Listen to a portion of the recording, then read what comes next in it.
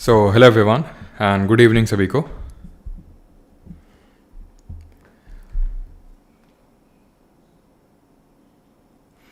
उम्मीद करता हूँ मेरी वॉइस प्रॉपर आ रही होगी सभी तक, एक बार कंफर्म कर देंगे।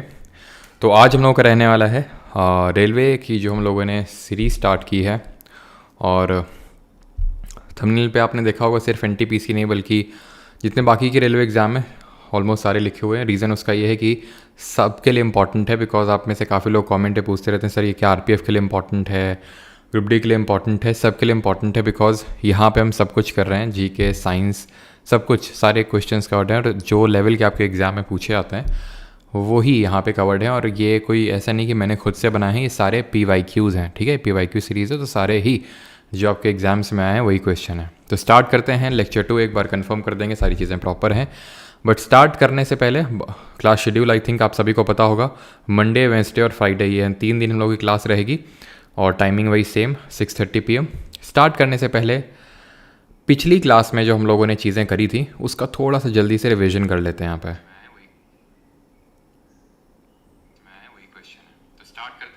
ठीक है, तो आई थिंक सारी चीज़ें प्रॉपर होंगी। हिंदी नोट्स बेस्ट हैं, ओके ऑलराइट। और एक बार ज़रा ये कंफर्म करो, मतलब ये रिवीजन जो है ना,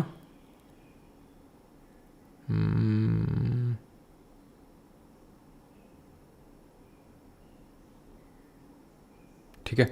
तो स्टार्ट करेंगे हम रिवीजन के साथ। सर कंप्यूटर का बता दो कुछ। कंप्यूटर का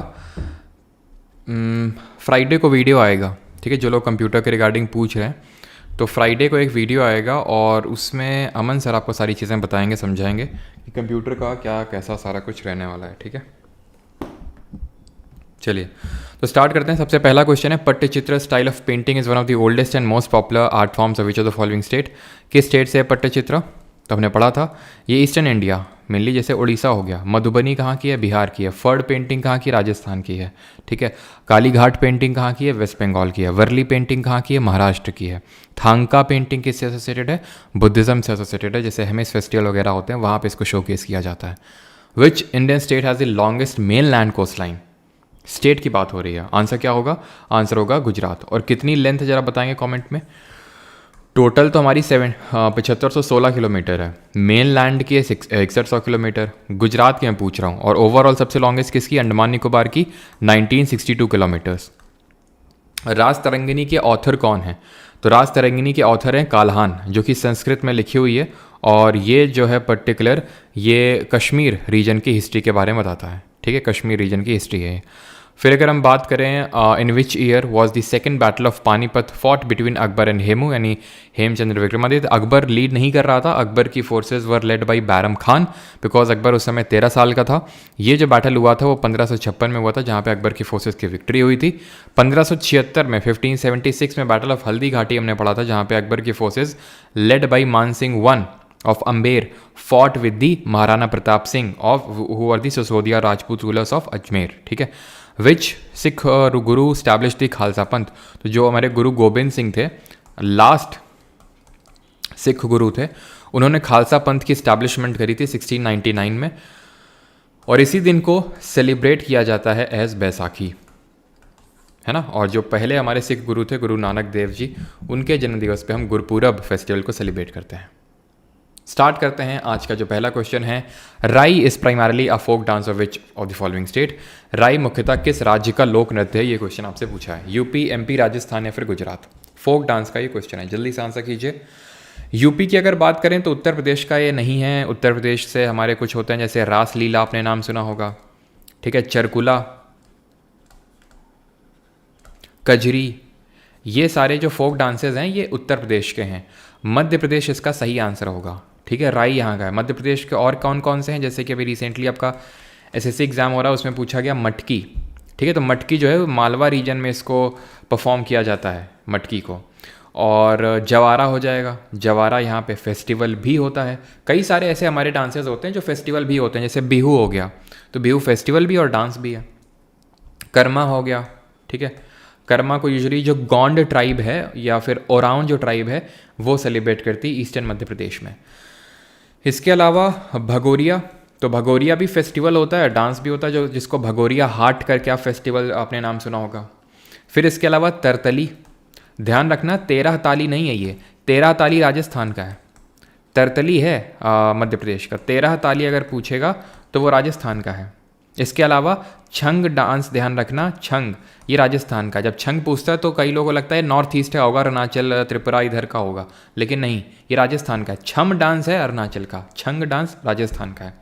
ये मैंने इसलिए थोड़ा सा वो बता रहा हूँ बिकॉज CPO या फिर CHSL में ये क्वेश्चन रख दिया गया था। ठीक है, अब ये मत सोचना है CPO CHSL के क्वेश्चन हैं, ये आपका ये सारे रेलवे के क्वेश्चन है। जैसे ये क्वेश्चन आपके NTPC में पूछा गया है। ठीक है, फिर अगर हम बात करें और क्या हो जाएंगे राजस्थान के, जैसे कि घूमर, कौन सी ट्राइब है जो घूमर डांस को परफॉर्म करती है, और एक बहुत ही फेमस यहाँ का जिसको कि स्नेक ट्राइब परफॉर्म करती है, जिसको हम कलबेलिया बोलते हैं। इसको स्नेक डांस के नाम से भी जाना जाता है, जो यहाँ की स्नेक ट्राइब है वो परफॉर्म करती है। इसके एक काफ़ी फेमस एक्सपोनेंट है, आप में से काफ़ी लोग जानते होंगे, उनका नाम जी से स्टार्ट होता है, जरा बताएं। घूमर की अगर हम बात करें तो भील ट्राइब जो है ना, इसको परफॉर्म करती है, और ये हमारे गुलाबो सपेरा जी, ये इसको परफॉर्म करते हैं। बाकी और राजस्थान से कुछ कलबेलिया हो गया, भवई आप नोट कर सकते हैं यहाँ पे। ठीक है, भवई हो गया, चरी हो गया, ये सारे डांसेस राजस्थान के हैं। वहीं जब हम बात करें गुजरात के, तो आगे मैं लिख देता हूँ यहाँ पे, स्पेस तो है ही है, यूटिलाइज करते हैं। गुजरात की अगर बात करेंगे तो भवई, टिप्पनी, हुडो, ठीक है, हुडो। बाकी डांडिया तो सबको पता ही होगा, डांडिया रास, गरबा, ये सब तो पता ही होगा। गरबा जो डांस होता है ये, सॉरी डांडिया जो डांस होता है ये किसके बीच की मॉक फाइट को दर्शाता है? इसमें किन दो लोगों की मॉक फाइट को दर्शाया जाता है यहाँ पे? सिद्धि धमाल हो गया, ठीक है, सिद्धि धमाल, ये भी एक फोक डांस है गुजरात का। मॉक फाइट यहाँ पे दिखाया जाता है दुर्गा जी और महिषासुर के बीच में। महिषासुर जो डीमन है और दुर्गा माता के बीच का मॉक फाइट है ये। ठीक है, आगे बढ़ते हैं। Which amendment removed right to property as a fundamental right? किस संशोधन ने संपत्ति के अधिकार को मौलिक अधिकार से हटा दिया था? 42nd, 44th, 86th या फिर 97? सबका सही है।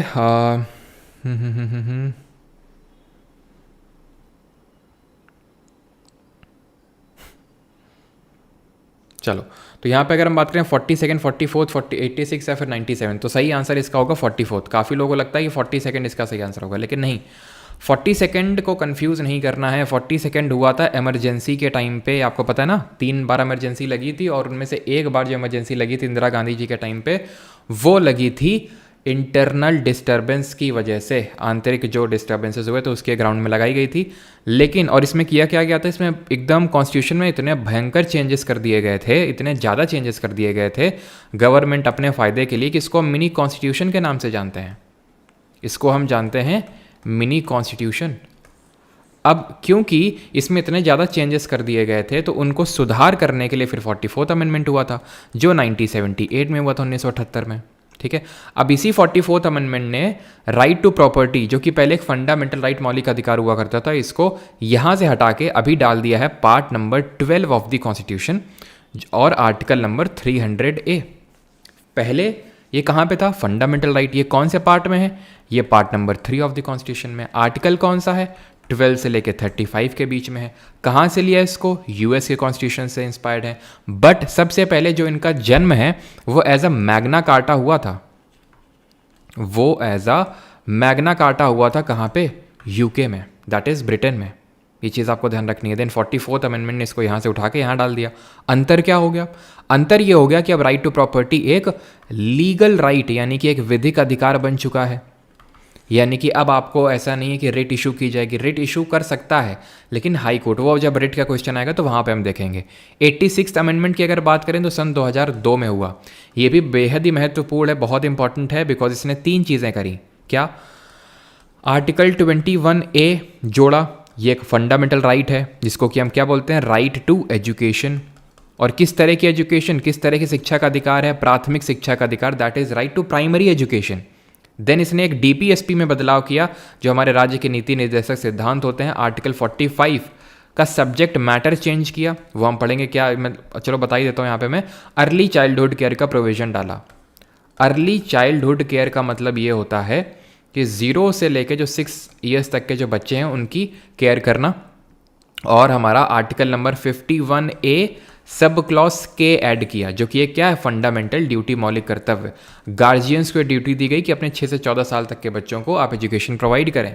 97th जो अमेंडमेंट है ये कोऑपरेटिव सोसाइटी से डील करता है, सहकारी समितियों से डील करता है। इसी ने पार्ट नंबर 9B संविधान में भाग 9 खा जोड़ा था। साथ ही साथ इसने DPSP में एक आर्टिकल जोड़ा 43B। ये सारी चीज़ें आपको ध्यान में रखनी है, ठीक है। बाकी फंडामेंटल से धीरे धीरे हम सारी चीज़ें कवर करते चलेंगे, कितने हैं, ठीक है। और अभी तो बेसिक चीज़ें में देख ली, पार्ट, आर्टिकल और राइट ऑफ प्रॉपर्टी के बारे में। तो पहले हमारे 7 फंडामेंटल राइट हुआ करते थे एक्चुअल में, ठीक है, 7। और अभी कितने होते हैं, 6 हैं। क्यों, कौन हटा है, ये राइट टू प्रॉपर्टी ही हटा है। और वो हमने देख लिया किस अमेंडमेंट से हटा है और कहाँ पर अभी करेंटली पड़ा हुआ है। Mahatma Gandhi started the famous salt march from Sabarmati to Dandi, in which district of Gujarat is Dandi. Dandi कहाँ पे, जो गांधी जी ने नमक मार्च शुरू किया था। सर इन वीडियो से करंट अफेयर्स भी होगा, करंट अफेयर्स अलग से कर लेंगे, ठीक है। मॉन्ग गेमर, करंट अफेयर्स अलग से कर लेंगे, बिल्कुल। पार्ट 9 पंचायत है, पार्ट नंबर 9A जो है वो म्यूनिसिपैलिटी है, और part number 9B cooperative society के बारे में है। चलो, तो यहाँ पे अगर हम बात करेंगे तो महात्मा गांधी ने सॉल्ट मार्च, जिसको हम डांडी मार्च बोलते हैं, क्यों, क्योंकि गांधी जी ने साबरमती से लेकर डांडी तक मार्च निकाला था। और ये कहाँ पे, नवसारी डिस्ट्रिक्ट में पड़ता है आपका डांडी। अब इसके रिगार्डिंग क्या क्या क्वेश्चन पूछता है कि गांधी जी ने कितने लोगों के साथ, नंबर ऑफ पीपल कितने थे, इंक्लूडिंग गांधी जी जिनके साथ इन्होंने मार्च निकाला, डिस्टेंस कितनी कवर करी, और इस पर्टिकुलर मार्च से कौन सा मूवमेंट लॉन्च हुआ। तो पहली बात तो पीपल इसमें थे, 78 लोगों के साथ ये मार्च निकाला गांधी जी ने। डिस्टेंस कितनी कवर की, तो 241 माइल्स की डिस्टेंस कवर की, 241 मील, या फिर अगर किलोमीटर्स में पूछ लेगा तो 388 किलोमीटर। फिर पूछता है कि इसमें किसने गांधी जी को परसुएड किया to include the women's in this particular march movement, ठीक है। तो इसमें जो है ध्यान रखना, कमला देवी चट्टोपाध्याय, ठीक है, कमला देवी चट्टोपाध्याय जी ने गांधी जी को परसुएड किया था कि आप इसमें विमेंस को भी इंक्लूड करिए। अब इसके साथ ही लॉन्च हुआ था CDM, which stands for civil disobedience movement, सविनय अवज्ञा आंदोलन। कब, 12, अच्छा यहाँ पे डेट नहीं लिखी हुई है, तो 12 मार्च को गांधी जी ने यह मार्च निकाला था। और कब तक चला था जरा बताइए कमेंट में, 12 मार्च से कब तक चला था ये। टोटल मैं आपको चलो हिंट दे देता हूँ, टोटल 24 दिन चला था, 24 डेज ये आपका मार्च चला था। अब जो CDM है जो 1930 में स्टार्ट हुआ, 1930 में, कई बार पूछता है कि इसको NWFP, that is north west front जो प्रोविंस थी, वहाँ पे किसने इसको लीड किया, ठीक है। तो क्योंकि ये इंपॉर्टेंट है, वैसे तो और भी हमारी कुछ लोकेशन है, जैसे कि बिहार में किसने इसको लीड किया, बिहार में किसने CDM को चलाया। तो पहले हम NWFP रीजन की बात कर लेते हैं। तो यहाँ पे एक सेकेंड, बैटरी डाउन हो गई,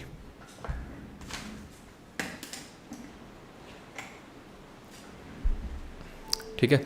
तो NWFP रीजन में अगर बात करेंगे तो खान अब्दुल गफ्फार खान, ठीक है, खान अब्दुल गफ्फार खान। और भाई बारिश कितने लोगों क्या हो रही है, कल से काफ़ी ज़्यादा बारिश हो रही है यहाँ पे। खान अब्दुल गफ्फार खान ने, इनको हम जानते हैं फ्रंटियर गांधी, हिंदी में बोले तो सीमांत गांधी के नाम से जानते हैं इनको। इन्होंने कैसे यहाँ पे CDM को चलाया, तो इन्होंने रेड शर्ट मूवमेंट यहाँ पे चलाया, रेड शर्ट मूवमेंट। और इन्होंने खुदाई खिदमतगार करके एक पर्टिकुलर एक हम बोल सकते हैं कि ऑर्गेनाइजेशन बनाया, और उसके थ्रू ये चलाया इन्होंने। ये अभी तक सिर्फ 2 गैर भारतीय हैं जिनको भारत का सबसे सर्वोच्च नागरिक पुरस्कार भारत रत्न मिला है, highest civilian award Bharat Ratna मिला है, उनमें से एक ये हैं, ठीक है। पाकिस्तान के नागरिक थे ये, जो पार्टीशन हुआ था उसके बिल्कुल अगेंस्ट में थे ये, ठीक है। बिहार में अगर बात करें तो अंबिका कांत सिन्हा ने नाखस पॉन्ड को यहाँ पे एक साइट चूज़ किया गया था, और वहाँ पे इन्होंने सॉल्ट लॉ को डिसओबे किया था। बाद में हमें पता है कि साथ ही साथ इसके RTC भी शुरू हो गई थी, राउंड टेबल कॉन्फ्रेंस, गोलमेन सम्मेलन, जो टोटल 3 हुई थी। पहली वाली हुई थी 1930 में, दूसरी वाली 1931 में, और तीसरी वाली 1932 में, ठीक है। वो हम आगे पढ़ेंगे कि किस तरह से इसके बाद गांधी इरविन पैक्ट साइन होता है, फिर इसमें पार्टिसिपेट करते हैं Gandhi ji on behalf of Congress, वो सारी चीज़ें आगे, क्योंकि सारा एक ही लेक्चर में तो कर नहीं लेना, अभी हम धीरे धीरे सारी चीज़ें कवर कर लेंगे, ठीक है। मेरे बैक ऑफ द माइंड में पता है मुझे कि मैंने कितना आपको करवाया और कितना आगे करवानी चीज़ें, ठीक है। तो उतना करना है कि सस्टेनेबल रहें चीज़ें, ऐसा ना कि मैं एक ही लेक्चर में इतना करवा दूँ कि आप अगले लेक्चर में आपका मन ही ना रहे, ठीक है। चलो तो आगे बढ़ते हैं। Which of the following passes connects Srinagar and Leh, निम्नलिखित में से कौन सा दर्रा है जो श्रीनगर और लेह को जोड़ता है आपस में। नाथुला, बारालाचला या फिर जेलेपला या फिर जोजिला। तो नाथुला देखिए श्रीनगर और लेह से दूर दूर तक कोई संबंध नहीं है, बिकॉज ये सिक्किम में नाथुला। सिक्किम में दो दर्रे पड़ते हैं हम, एक तो नाथुला है और दूसरा जेलेपला, ये जो थर्ड ऑप्शन में लिखा हुआ है जेलेपला, ये दोनों सिक्किम में है। सिक्किम हमें पता है, हमने पिछले लेक्चर में पढ़ा था, ये नॉर्थ ईस्ट में जो 7 सिस्टर्स है उसका पार्ट नहीं है। सिक्किम की जब हम बात करते हैं तो यहीं पे आपका जो कंचनजंगा इंडिया की हाईएस्ट पीक है, जिसकी हाइट 8598 मीटर है, वो सिचुएटेड है। कैपिटल गैंगटॉक है। 36th अमेंडमेंट ऑफ 1975 से इसको कंप्लीट स्टेटहुड का दर्जा मिला था। ये चीज़ें हमें पढ़ चुके हैं, और यहाँ पे चोग्याल डायनेस्टी रूल किया करती थी। ये सारी चीज़ें हम पढ़ चुके हैं। बारालाचला पास की अगर हम बात करें, बारालाचला दर्रा, ये आपको देखने को मिलेगा हिमाचल में, ठीक है। यहाँ पे जो सही आंसर होगा that will be Zoji La, option number D. देखिए है क्या, यहाँ पे जम्मू है, ध्यान से देखिएगा इस मैप पे, ये जम्मू है आपका, यहाँ पे श्रीनगर, ये है श्रीनगर। तो अगर आपको जम्मू से श्रीनगर जाना है तो या तो आप बनिहाल पास का यूज़ करेंगे या पीर पंजाल दर्रे का इस्तेमाल करेंगे। जब आप श्रीनगर पहुंच जाएंगे तो श्रीनगर से पहुंच जाने के बाद, जैसे यहाँ पे श्रीनगर, ठीक है, मान लीजिए ये है श्रीनगर। अब यहाँ से आपको जाना है, श्रीनगर से आपको जाना है कहाँ पे, आपको जाना है, ये है लेह, ठीक है, यहाँ पे लेह। तो श्रीनगर से ले जाना है तो आपको इस दर्रे का इस्तेमाल करना पड़ेगा, और यही है जोजिला। अगर आपको श्रीनगर से गिलगिट बाल्टिस्तान जो रीजन है, जो पीओके वाला क्षेत्र है, पाकिस्तान ऑक्यूपाइड कश्मीर, यहाँ जाना है तो आपको बुर्जिल दर्रे का इस्तेमाल करना पड़ेगा, बुर्जिल पास का। ये जो आप स्टेट देख पा रहे हैं, ये वाला नीचे वाला, ये हिमाचल प्रदेश है। यहाँ पे एक पास है, जरा उसका नाम बताइए, जहाँ से रावी रिवर निकलती है, और यहाँ पे है ये बारालाचला, ठीक है। तो यहाँ पे जो पास है दैट इज़ रोहतांग। रोहतांग जो दर्रा है, रोहतांग पास, ये कनेक्ट करता है कुल्लू को लाहौल स्पीति वैली से। किससे? लाहौल स्पीति वैली से, ठीक है, ध्यान रखना है। और रोहतांग दर्रे से ही रावी जो नदी है वो निकलती है, और रोहतांग दर्रे पे ही स्थित है हमारा भारत का सबसे ऊंचाई पर स्थित सबसे लंबा टनल, जिसको बोलते हैं अटल टनल। इसकी लेंथ जरा बताएंगे कितनी है? तो ये है आपका, अगर आपको कुल्लू से लाहौल स्पीति जाना है तो रोहतांग, और लाहौल स्पीति पहुंच गए या फिर मनाली से आपको अगर जाना है लेह, तो आप इस्तेमाल करेंगे इसका, जिसका नाम है बारालाचला दर्रा, ठीक है। ऐसे ही उत्तराखंड के कुछ पासेज या दर्रों का नाम बताएं। ऐसे ही कुछ जो अरुणाचल प्रदेश में स्थित हैं उनका नाम बताएं। अरुणाचल प्रदेश में, तो उत्तराखंड की जब हम बात करते हैं तो उत्तराखंड में हमें देखने को मिलते हैं नीति, माना और लिपुलेख। ये 3 इंपॉर्टेंट हमें याद होने चाहिए एकदम, ठीक है, नीति, माना और लिपुलेख। अभी आपने करंट में न्यूज़ में देखा होगा कि जो यहाँ का 100 रुपये का नोट है नेपाल का, उसमें इन्होंने लिपुलेख, लिम्पियाधुरा और काला पानी 3 जगहों को अपना हिस्सा बताया, जबकि वो भारत का हिस्सा है। अरुणाचल प्रदेश में अगर हम बात करेंगे तो अरुणाचल प्रदेश कुछ इस तरह से हमें देखने को मिलता है। तो यहाँ पे बूमला, बूमडिला, ठीक है, कौन कौन से पासेस हैं? तो बूमला है, बूमडिला है, यंगयप है, ठीक है, यंगयप दर्रा है, यंगयप पास है। देन यहाँ पे ट्राई जंक्शन, ट्राई जंक्शन का मतलब है 3 देशों के जंक्शन पे, इंडिया, म्यांमार और चाइना। यहाँ पे आपको देखने को मिलेगा दीफू पास, दीफू दर्रा, ठीक है। तो ये 3-4 आपको ध्यान रखना है, बूमला, बूमडिला, यंगयप और दीफू पास कहाँ पे हैं? अरुणाचल प्रदेश में है। ये सारे हमारे पास हो गए। अब बढ़ते हैं आगे। अगला है, in which state is the Kudankulam nuclear power station located. कुछ क्वेश्चन यहाँ पे मैंने आपसे पूछा था, आई थिंक जेलेपला, क्या क्वेश्चन पूछा था? हाँ, अटल टनल।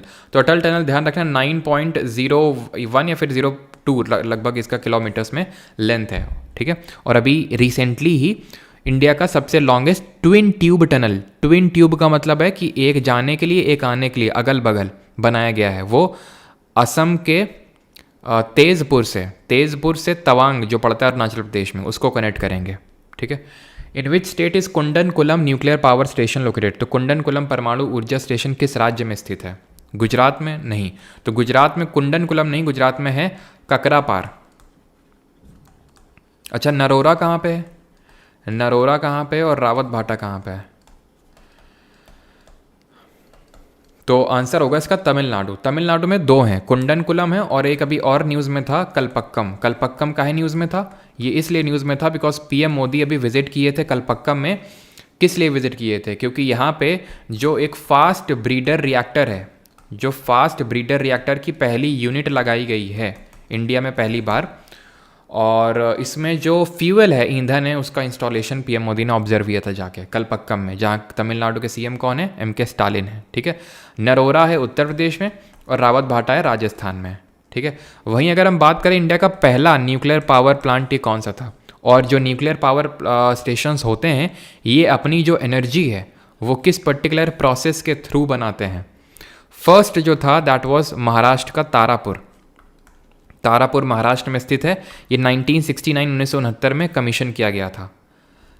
क्वेश्चन है आपके लिए, भाभा एटॉमिक रिसर्च सेंटर ये कहाँ पे है लोकेटेड, ये भी क्वेश्चन आ चुका है रेलवे में। प्लस जो पहला न्यूक्लियर रिएक्टर है, ये तो न्यूक्लियर पावर प्लांट हो गया तारापुर में, पहला न्यूक्लियर रिएक्टर इसका नाम क्या है, पहला न्यूक्लियर रिएक्टर जिसको BARC में ही कमीशन किया गया था।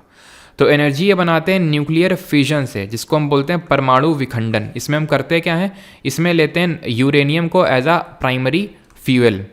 92U235, 92 इसका एटॉमिक नंबर हो जाएगा, 235 इसका एटॉमिक मास हो जाएगा। इसमें हम न्यूट्रॉन को स्ट्राइक करवाते हैं। इससे क्या मिलता है हमें, बेरियम और क्रिप्टन, यानी कि एक बड़ा सा न्यूक्लियस दो छोटे न्यूक्लियस में टूट गया और हमें 3 न्यूट्रॉन मिल जाते हैं। ये क्या है कि ज़्यादा न्यूट्रॉन प्रोड्यूस हो गए, एक न्यूट्रॉन मारा तो 3 न्यूट्रॉन बन गए, तो और भयंकर ये रिएक्शन होने लगती। इसी को बोलते हैं चेन रिएक्शन। चेन रिएक्शन को यूज़ करने के लिए हम यूज़ करते हैं यहाँ पे मॉडरेटर। मॉडरेटर के तौर पे किसको यूज़ किया जाता है यहाँ पे, तो यूजुअली हम बेरियम या फिर कैडमियम की जो रॉड्स होती हैं, या फिर उसकी जगह हम ग्रेफाइट भी यूज़ कर लेते हैं। ठीक है, तो बेरियम या फिर ग्रेफाइट, इन सब की हम रॉड्स को यूज़ करते हैं एज मॉडरेटर। और कूलेंट के तौर पे किसको यूज़ करते हैं, कूलेंट का काम क्या होता है, जो भी हीट प्रोड्यूस हुई है इसको ट्रांसफ़र करके ले जाया जाता है इसके कूलेंट के थ्रू, और उससे फिर एनर्जी फर्दर प्रोड्यूस की जाती है। BARC की अगर बात करें, भाभा एटॉमिक रिसर्च सेंटर, तो ये ट्रॉम्बे में है। ट्रॉम्बे कहाँ पड़ता है, मुंबई में, मुंबई महाराष्ट्र में। ठीक, और पहला न्यूक्लियर रिएक्टर जो था वो था अप्सरा। ये चीज़ आपको ध्यान रखना है। कूलेंट के तौर पे हम हैवी वाटर को मेनली यूज़ करते हैं। हैवी वाटर हो गया, ठीक है, इसी को मेनली हम यूज़ करते हैं, या फिर कहीं कहीं पे हम ग्रेफाइट का भी यूज़ कर लेते हैं। ठीक है, अप्सरा सबका सही आंसर है। भूमिका गुप्ता, परी चौहान, प्रेरणा, ऋषभ कश्यप, सबका सही है। भारी जल बोलते हैं हिंदी में। ठीक है, आगे बढ़ते हैं। Which of the following is not a part of the circulatory system. तो ये साइंस से क्वेश्चन है कि इनमें से कौन सा जो आपका परिसंचरण तंत्र होता है उसका हिस्सा नहीं है। ब्लड, हार्ट, लार्ज इंटेस्टाइन, या फिर आपका क्या बोलते हैं आर्टरीज, बताइए जल्दी से। तो यहां क्या चीज,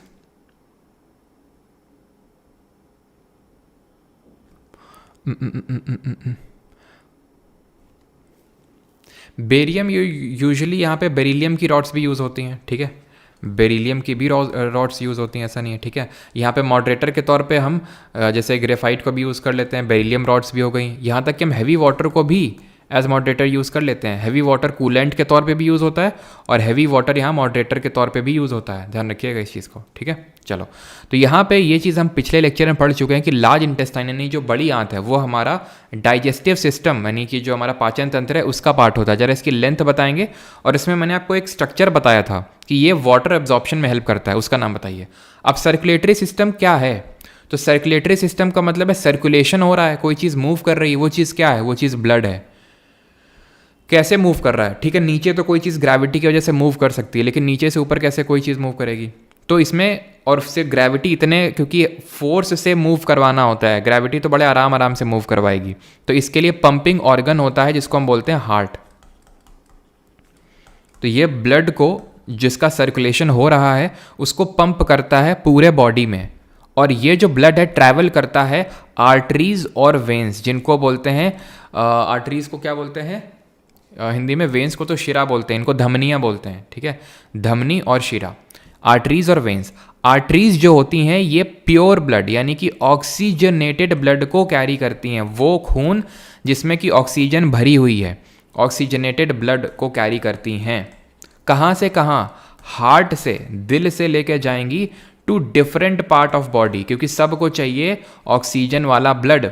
क्यों चाहिए वो हम जब रेस्पिरेशन पढ़ेंगे तब समझ में आएगा, अगर आपको नहीं पता है तो। डिफरेंट पार्ट ऑफ बॉडी में लेके गई। जो वेन्स होती हैं जिनको शिरा बोलते हैं, वो डीऑक्सीजनेटेड, अब जो बॉडी पार्ट हैं इन लोगों ने ऑक्सीजन वाला ब्लड यूज़ कर लिया, ऑक्सीजन ले लिया, अब उसमें इन लोगों ने CO2 डाल दिया। तो वेन्स क्या है, इस डीऑक्सीजनेटेड ब्लड यानी कि जो इसमें CO2 भरी हुई है इसको उठा के ले जाती हैं कहाँ से, डिफरेंट पार्ट्स ऑफ बॉडी से लेकर कहाँ तक लेके जाती हैं, हार्ट तक, यानी उल्टा। क्लियर इतनी चीज़।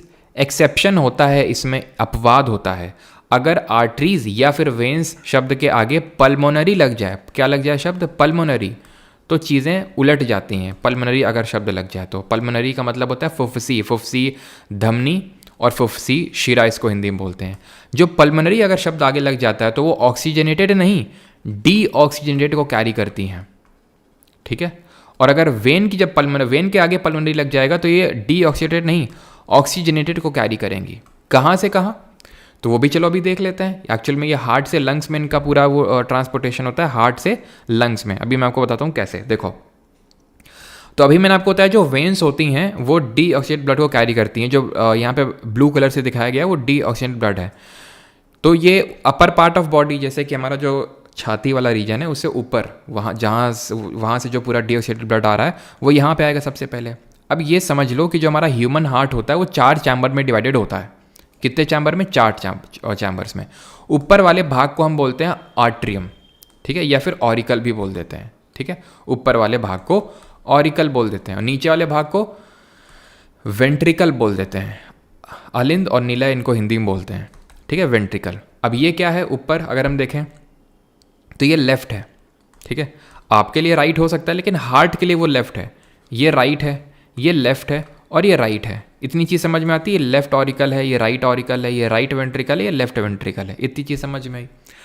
अब होता क्या, जितना भी CO2 वाला ब्लड है यानी डीऑक्सीजनेटेड ब्लड है वो सबसे पहले आएगा राइट ऑरिकल में।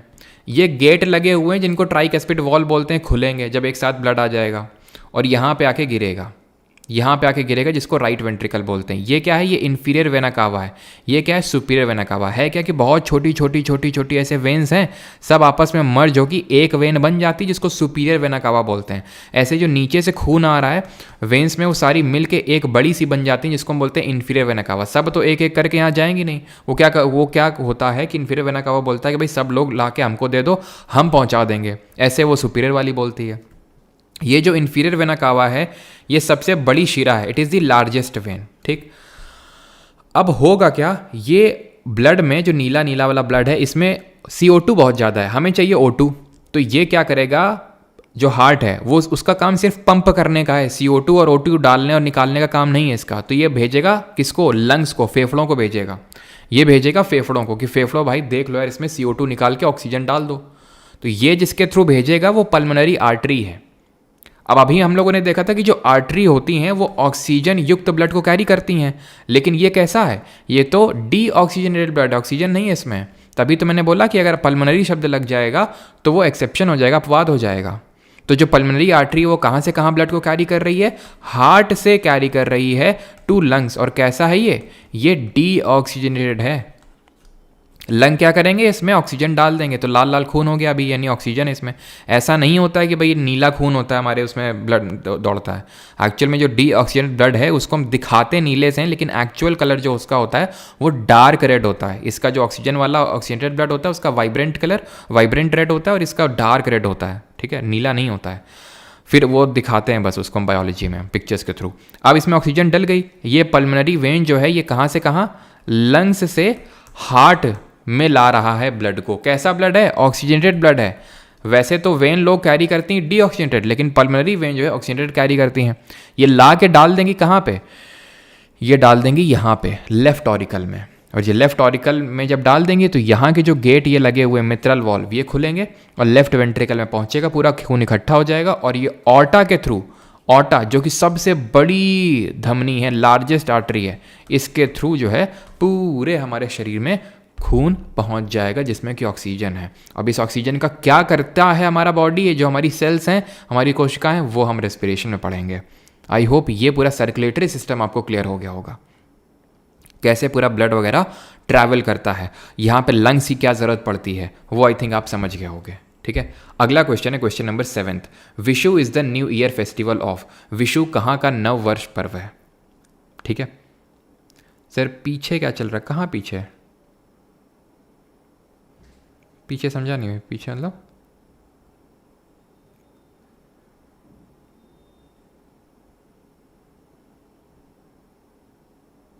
केरल केरल केरल, ठीक है। Heart is made of cardiac muscle, yes. Sir please सुनिए, बहुत ज़रूरी है। क्या चीज़? चलो, तो Vishu is the new year festival of, तो कहाँ का नव वर्ष है ये? केरल का। तो इस पर अभी मैंने एक रिसेंटली रील भी डाली थी। कल आप लोगों को सुबह एक रील मिलेगी जिसमें कि आप जानेंगे कि केजरीवाल जी और मोदी जी इतना लड़ते क्यों रहते हैं आपस में, वो आपको जानने को मिलेगा, उनका लड़ाई का एक्चुअल रीज़न। तमिलनाडु की अगर बात करेंगे तो पुथांडु है यहाँ का new year festival. Puthandu Tamil Nadu. Andhra Pradesh, Andhra Pradesh की अगर बात करेंगे तो ये यहाँ का है उगाडी। ठीक है, उगाडी जो है ये तेलुगु जो स्पीकिंग रीजन्स है, तेलुगु रीजन्स, वहाँ पे आंध्र प्रदेश जो है ये बोला जाता है। मतलब आंध्र प्रदेश वाला जो रीजन है तेलुगु स्पीकिंग रीजन, वहाँ पे उगाडी को सेलिब्रेट किया जाता है। यानी कि उगाडी जो है सिर्फ आंध्र प्रदेश नहीं बल्कि कर्नाटक में भी होगा। ठीक है, ये कहाँ पे होगा? ये कर्नाटक में भी होगा। महाराष्ट्र की अगर बात करेंगे तो यहाँ पे गुड़ी पड़वा होता है।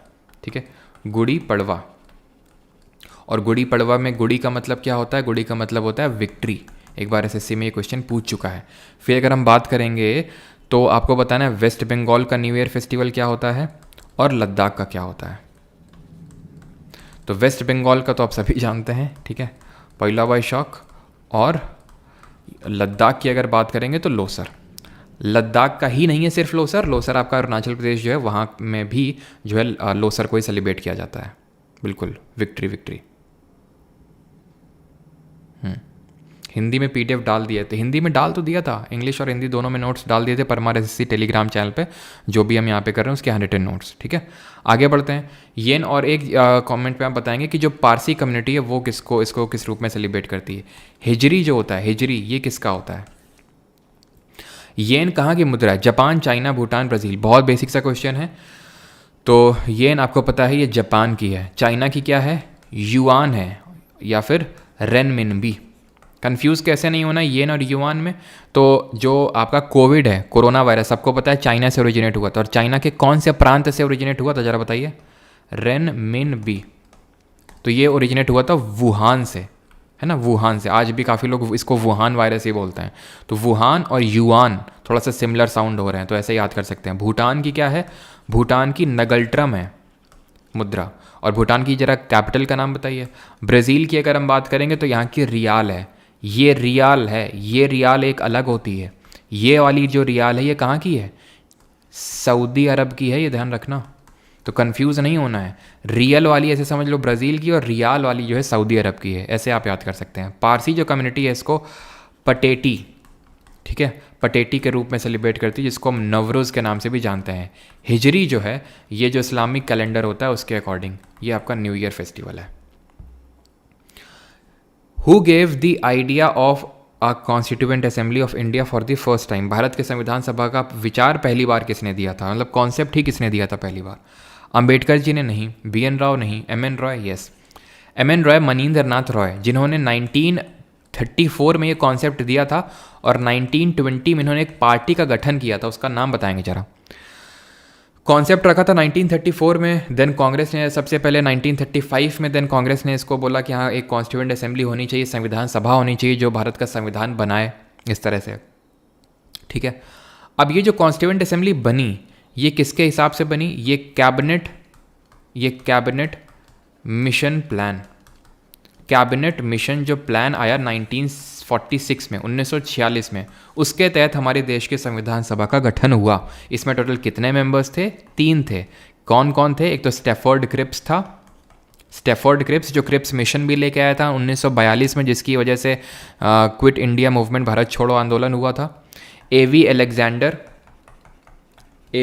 एलेक्जेंडर और पैथिक लॉरेंस। और जो पैथिक लॉरेंस थे वो इस कैबिनेट मिशन प्लान के चेयरमैन थे।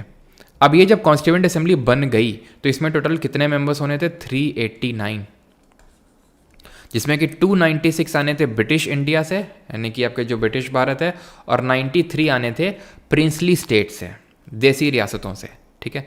1920 में इन्होंने बनाई थी कम्युनिस्ट पार्टी ऑफ इंडिया। कहाँ पे बनाई थी? ताशकंद उज़्बेकिस्तान में बनाई थी, ठीक है, ताशकंद उज़्बेकिस्तान में। और ये 1924 1925 में जाके 1925 में कानपुर में फॉर्मलाइज हुई थी, ठीक। अंबेडकर जी की अगर बात करें तो इसमें जो ड्राफ्टिंग कमेटी बनी थी, मसौदा समिति बनी थी, उसके चेयरमैन थे, जिसमें टोटल नंबर ऑफ मेंबर्स कितने थे? 7 थे। बी एन राव की अगर हम बात करेंगे तो ये लीगल एडवाइज़र यानी कि संवैधानिक सलाहकार, लीगल या फिर कॉन्स्टिट्यूशनल एडवाइज़र थे, संवैधानिक सलाहकार थे, एडवाइज़र थे। ये जो कॉन्स्टिट्यूएंट असेंबली बनी थी उसके पहले परमानेंट जो चेयरमैन बने थे, परमानेंट प्रेसिडेंट या फिर चेयरमैन आप बोल सकते हैं, ये बने थे राजेंद्र प्रसाद। टेम्पररी चेयरमैन कौन बना था? टेम्पररी चेयरमैन पहले कौन बने थे जो सबसे उम्र दराज थे हमारे? डॉक्टर सच्चिदानंद सिन्हा। सच्चिदानंद सिन्हा पहले टेम्पररी चेयरमैन बने थे। और पहले टेम्पररी वाइस चेयरपर्सन कौन बना था? वाइस चेयरपर्सन अगर पूछ ले तो 2 लोग बने थे, HC मुखर्जी और VT कृष्णमाचारी, 2 लोग बने थे, ठीक।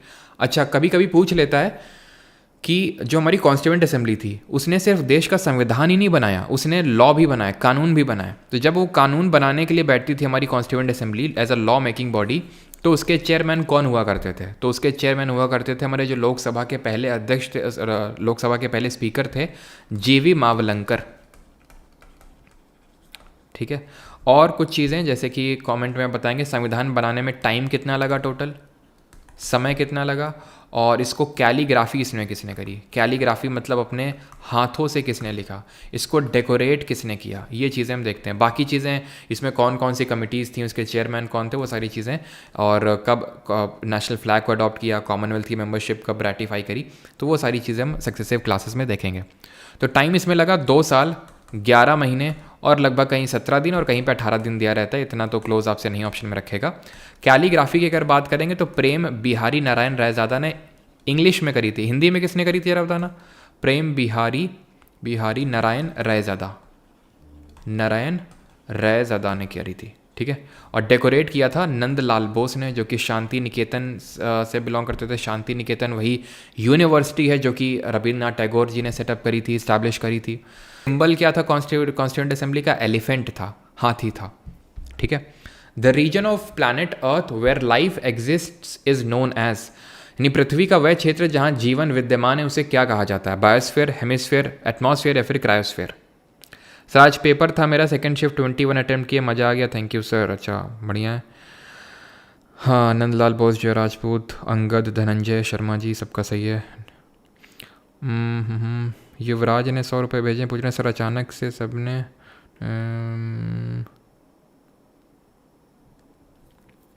भाई मेरा तो यार बंद करने का रीज़न यही था कि NTPC का क्लास है, ऐसा तो मैंने कुछ देख दाख के नहीं बंद किया। आपको पता है NTPC का, और ये मैंने कल ही आपको बता दिया था। बाकी जो आज का तीनों शिफ्ट का रहा है उसके बेसिस पे मैं आपको बता दूंगा कि कैसे क्या करना है। एक ऑडियो डाल दूंगा, नहीं तो टेक्स्ट फॉर्मेट में बता दूंगा परमार SSC टेलीग्राम पे, ठीक है। चलो, the region of planet Earth where life exist, जहाँ लाइफ एग्जिस्ट करती है उसको हम क्या बोलते हैं? उसको हम बोलते हैं बायोस्फीयर, जिसको हम हिंदी में जैव मंडल बोलते हैं। अच्छा, क्रायोस्फीयर क्या होता है? क्रायोस्फीयर अर्थ का वो पार्ट होता है, यानी कि ज़मीन का वो हिस्सा होता है जो बर्फ़ से ढका हुआ है, दैट इज़ कम्प्लीटली फ्रोजन, जो बर्फ़ से ढका हुआ है। एटमॉस्फेयर वायुमंडल आप जानते हैं, है ना, एटमॉस्फेयर क्या होता है। तो बायोस्फीयर होता क्या है?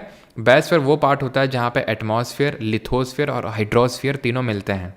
मतलब ये हो गया, मतलब पानी जहाँ है हाइड्रोस्फीयर उसको बोलते हैं, एटमॉस्फेयर मतलब वायुमंडल, और लिथोस्फीयर मतलब स्थल मंडल, जमीन को बोलते हैं।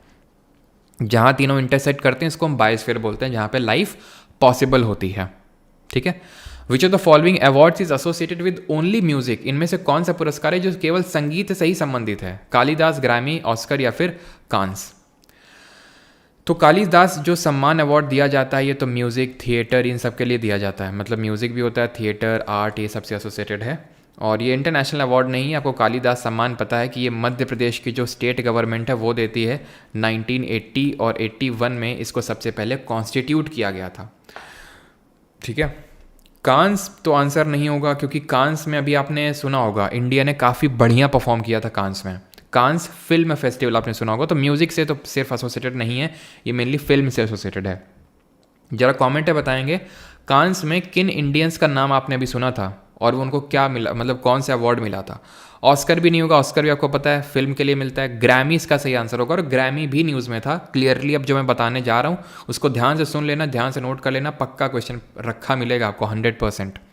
तो सबसे पहले ग्रैमी का डिस्कशन कर लेते हैं, ठीक है। पहले तो तुम ये बता दो जो तुम्हें पहले से पता है कि पहला इंडियन कौन था जिसको ग्रैमी मिला था, और पहली इंडियन विमेन कौन थी जिनको ग्रैमी मिला। तो ग्रैमी की जब हम बात करते हैं 2024 वाले की जब मैं बात कर रहा हूँ, तो यहाँ पे जो शक्ति बैंड है, शक्ति बैंड को द मोमेंट के लिए, ठीक है, द मोमेंट करके जो एल्बम है, इसमें जो बेस्ट एल्बम होती है उनको दिया जाता है यहाँ पे ग्रैमी में। म्यूज़िक एल्बम जो होती है उनको दिया जाता है ग्रैमी। अब ये जो हमारा शक्ति बैंड था, शक्ति बैंड में कौन कौन था? एक तो हमारे शंकर महादेवन थे, जाकिर हुसैन थे, तो ये सारे लोग इसमें इन्वॉल्व थे। जाकिर हुसैन जी का नाम याद रखिएगा, तबला से एसोसिएटेड है, इनको पद्म विभूषण मिला था, ये चीज़ पता होना चाहिए। कब पद्म विभूषण मिला था? 2023 में। और भूषण कब मिला था? जल्दी से। इन्हीं के फादर का नाम है क्या? अल्लाह रखा। किस घराने से हैं? पंजाब घराने से बिलोंग करते हैं ये। और इनको सिर्फ यही ग्रैमी नहीं मिला, टोटल इनको यहाँ पे 3 ग्रैमी मिले थे। एक ये और एक मिला था, एक दिमाग मेरे नहीं आ रहा है, एक किसके लिए मिला था इनको, एक था यार मुझे याद एकदम से दिमाग से जा रहा है वो।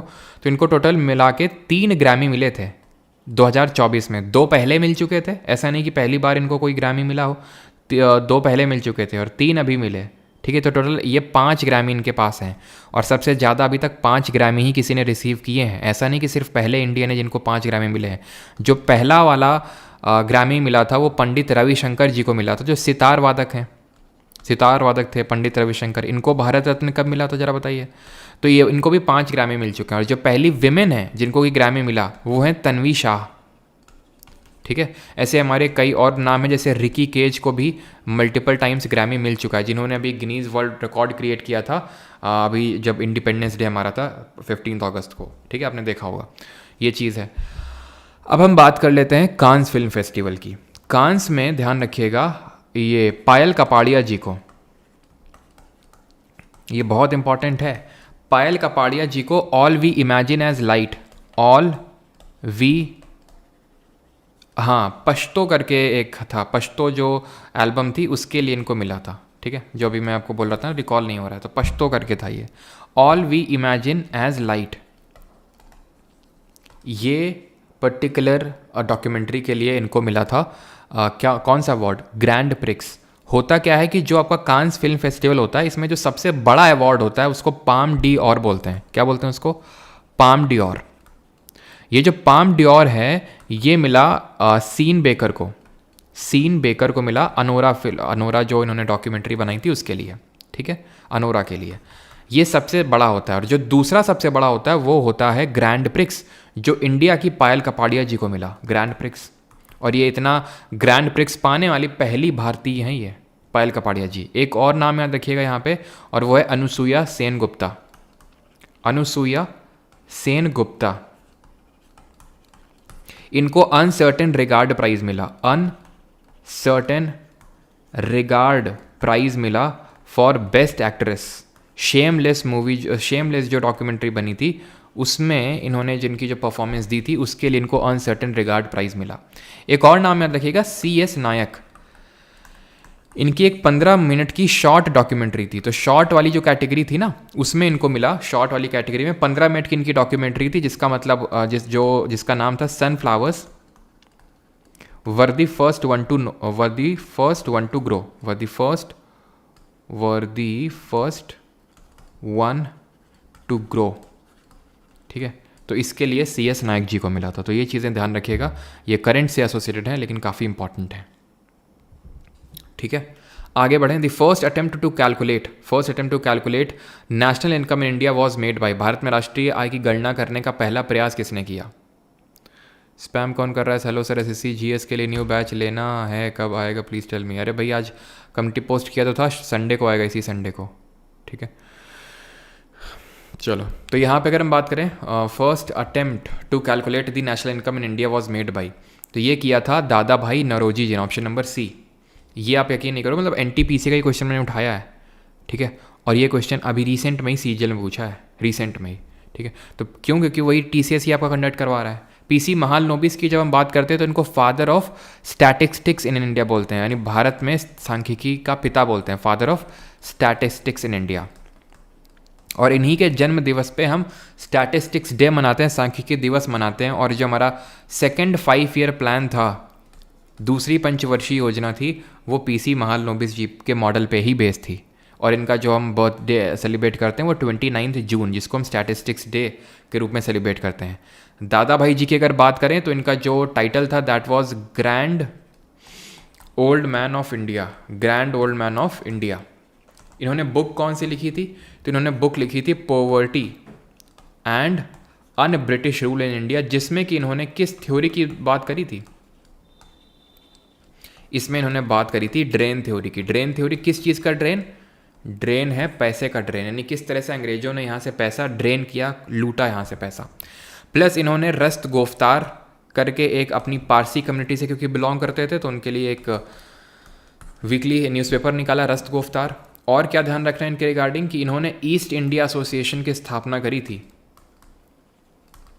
ईस्ट इंडिया एसोसिएशन कब? 1866 में, 1866 में।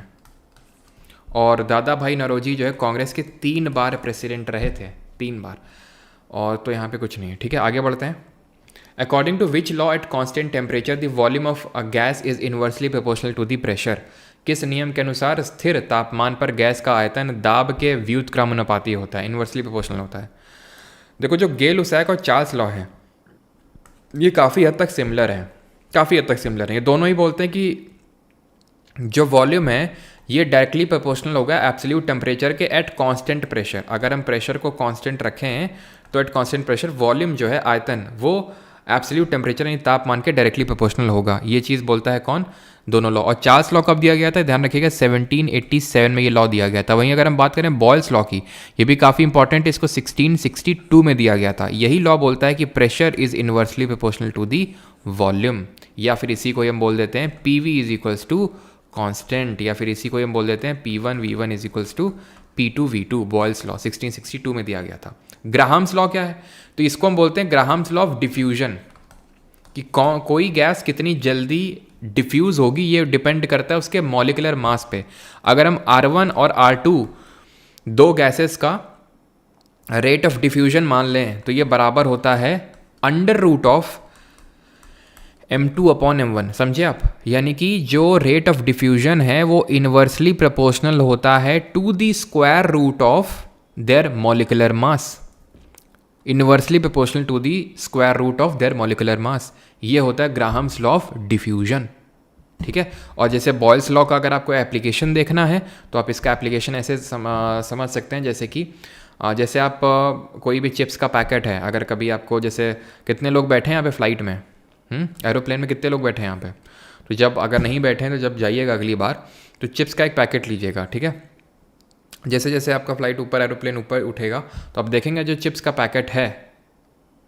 पैकेट है वो फूलता जाएगा, बहुत फूल जाएगा। जैसे जैसे नीचे आएगा वो फिर से हल्का पिचक जाएगा। क्यों? क्योंकि जब हम ऊपर जाते हैं तो प्रेशर जो है वो कम होता है, एटमॉस्फेरिक प्रेशर कम होता है। तो क्योंकि प्रेशर कम होगा तो वॉल्यूम बढ़ेगा, आयतन बढ़ेगा उसका, ठीक है। तो ये चीज़ हमें बॉयल्स लॉ से पता चलती है। क्लियर है? आगे बढ़ते हैं। Where is the headquarter of UNSC that is United Nations Security Council located? तो संयुक्त राष्ट्र सुरक्षा परिषद का मुख्यालय कहाँ पर स्थित है? हेग, न्यूयॉर्क, पेरिस या फिर जिनेवा? तो हम यहाँ पिछले लेक्चर में पढ़ चुके हैं कि ICJ का हेडक्वार्टर है यहाँ पे, international court of justice. New York इसका सही आंसर होगा, यहीं पे आपका यूनिसेफ का है। और UNSC में टोटल मेंबर्स कितने होते हैं? टोटल परमानेंट कितने होते हैं और नॉन परमानेंट कितने होते हैं? और नॉन परमानेंट वालों का जो टेन्योर होता है, जो कार्यकाल होता है, वो कितना होता है? और परमानेंट वाले मेंबर हमारे कौन कौन होते हैं?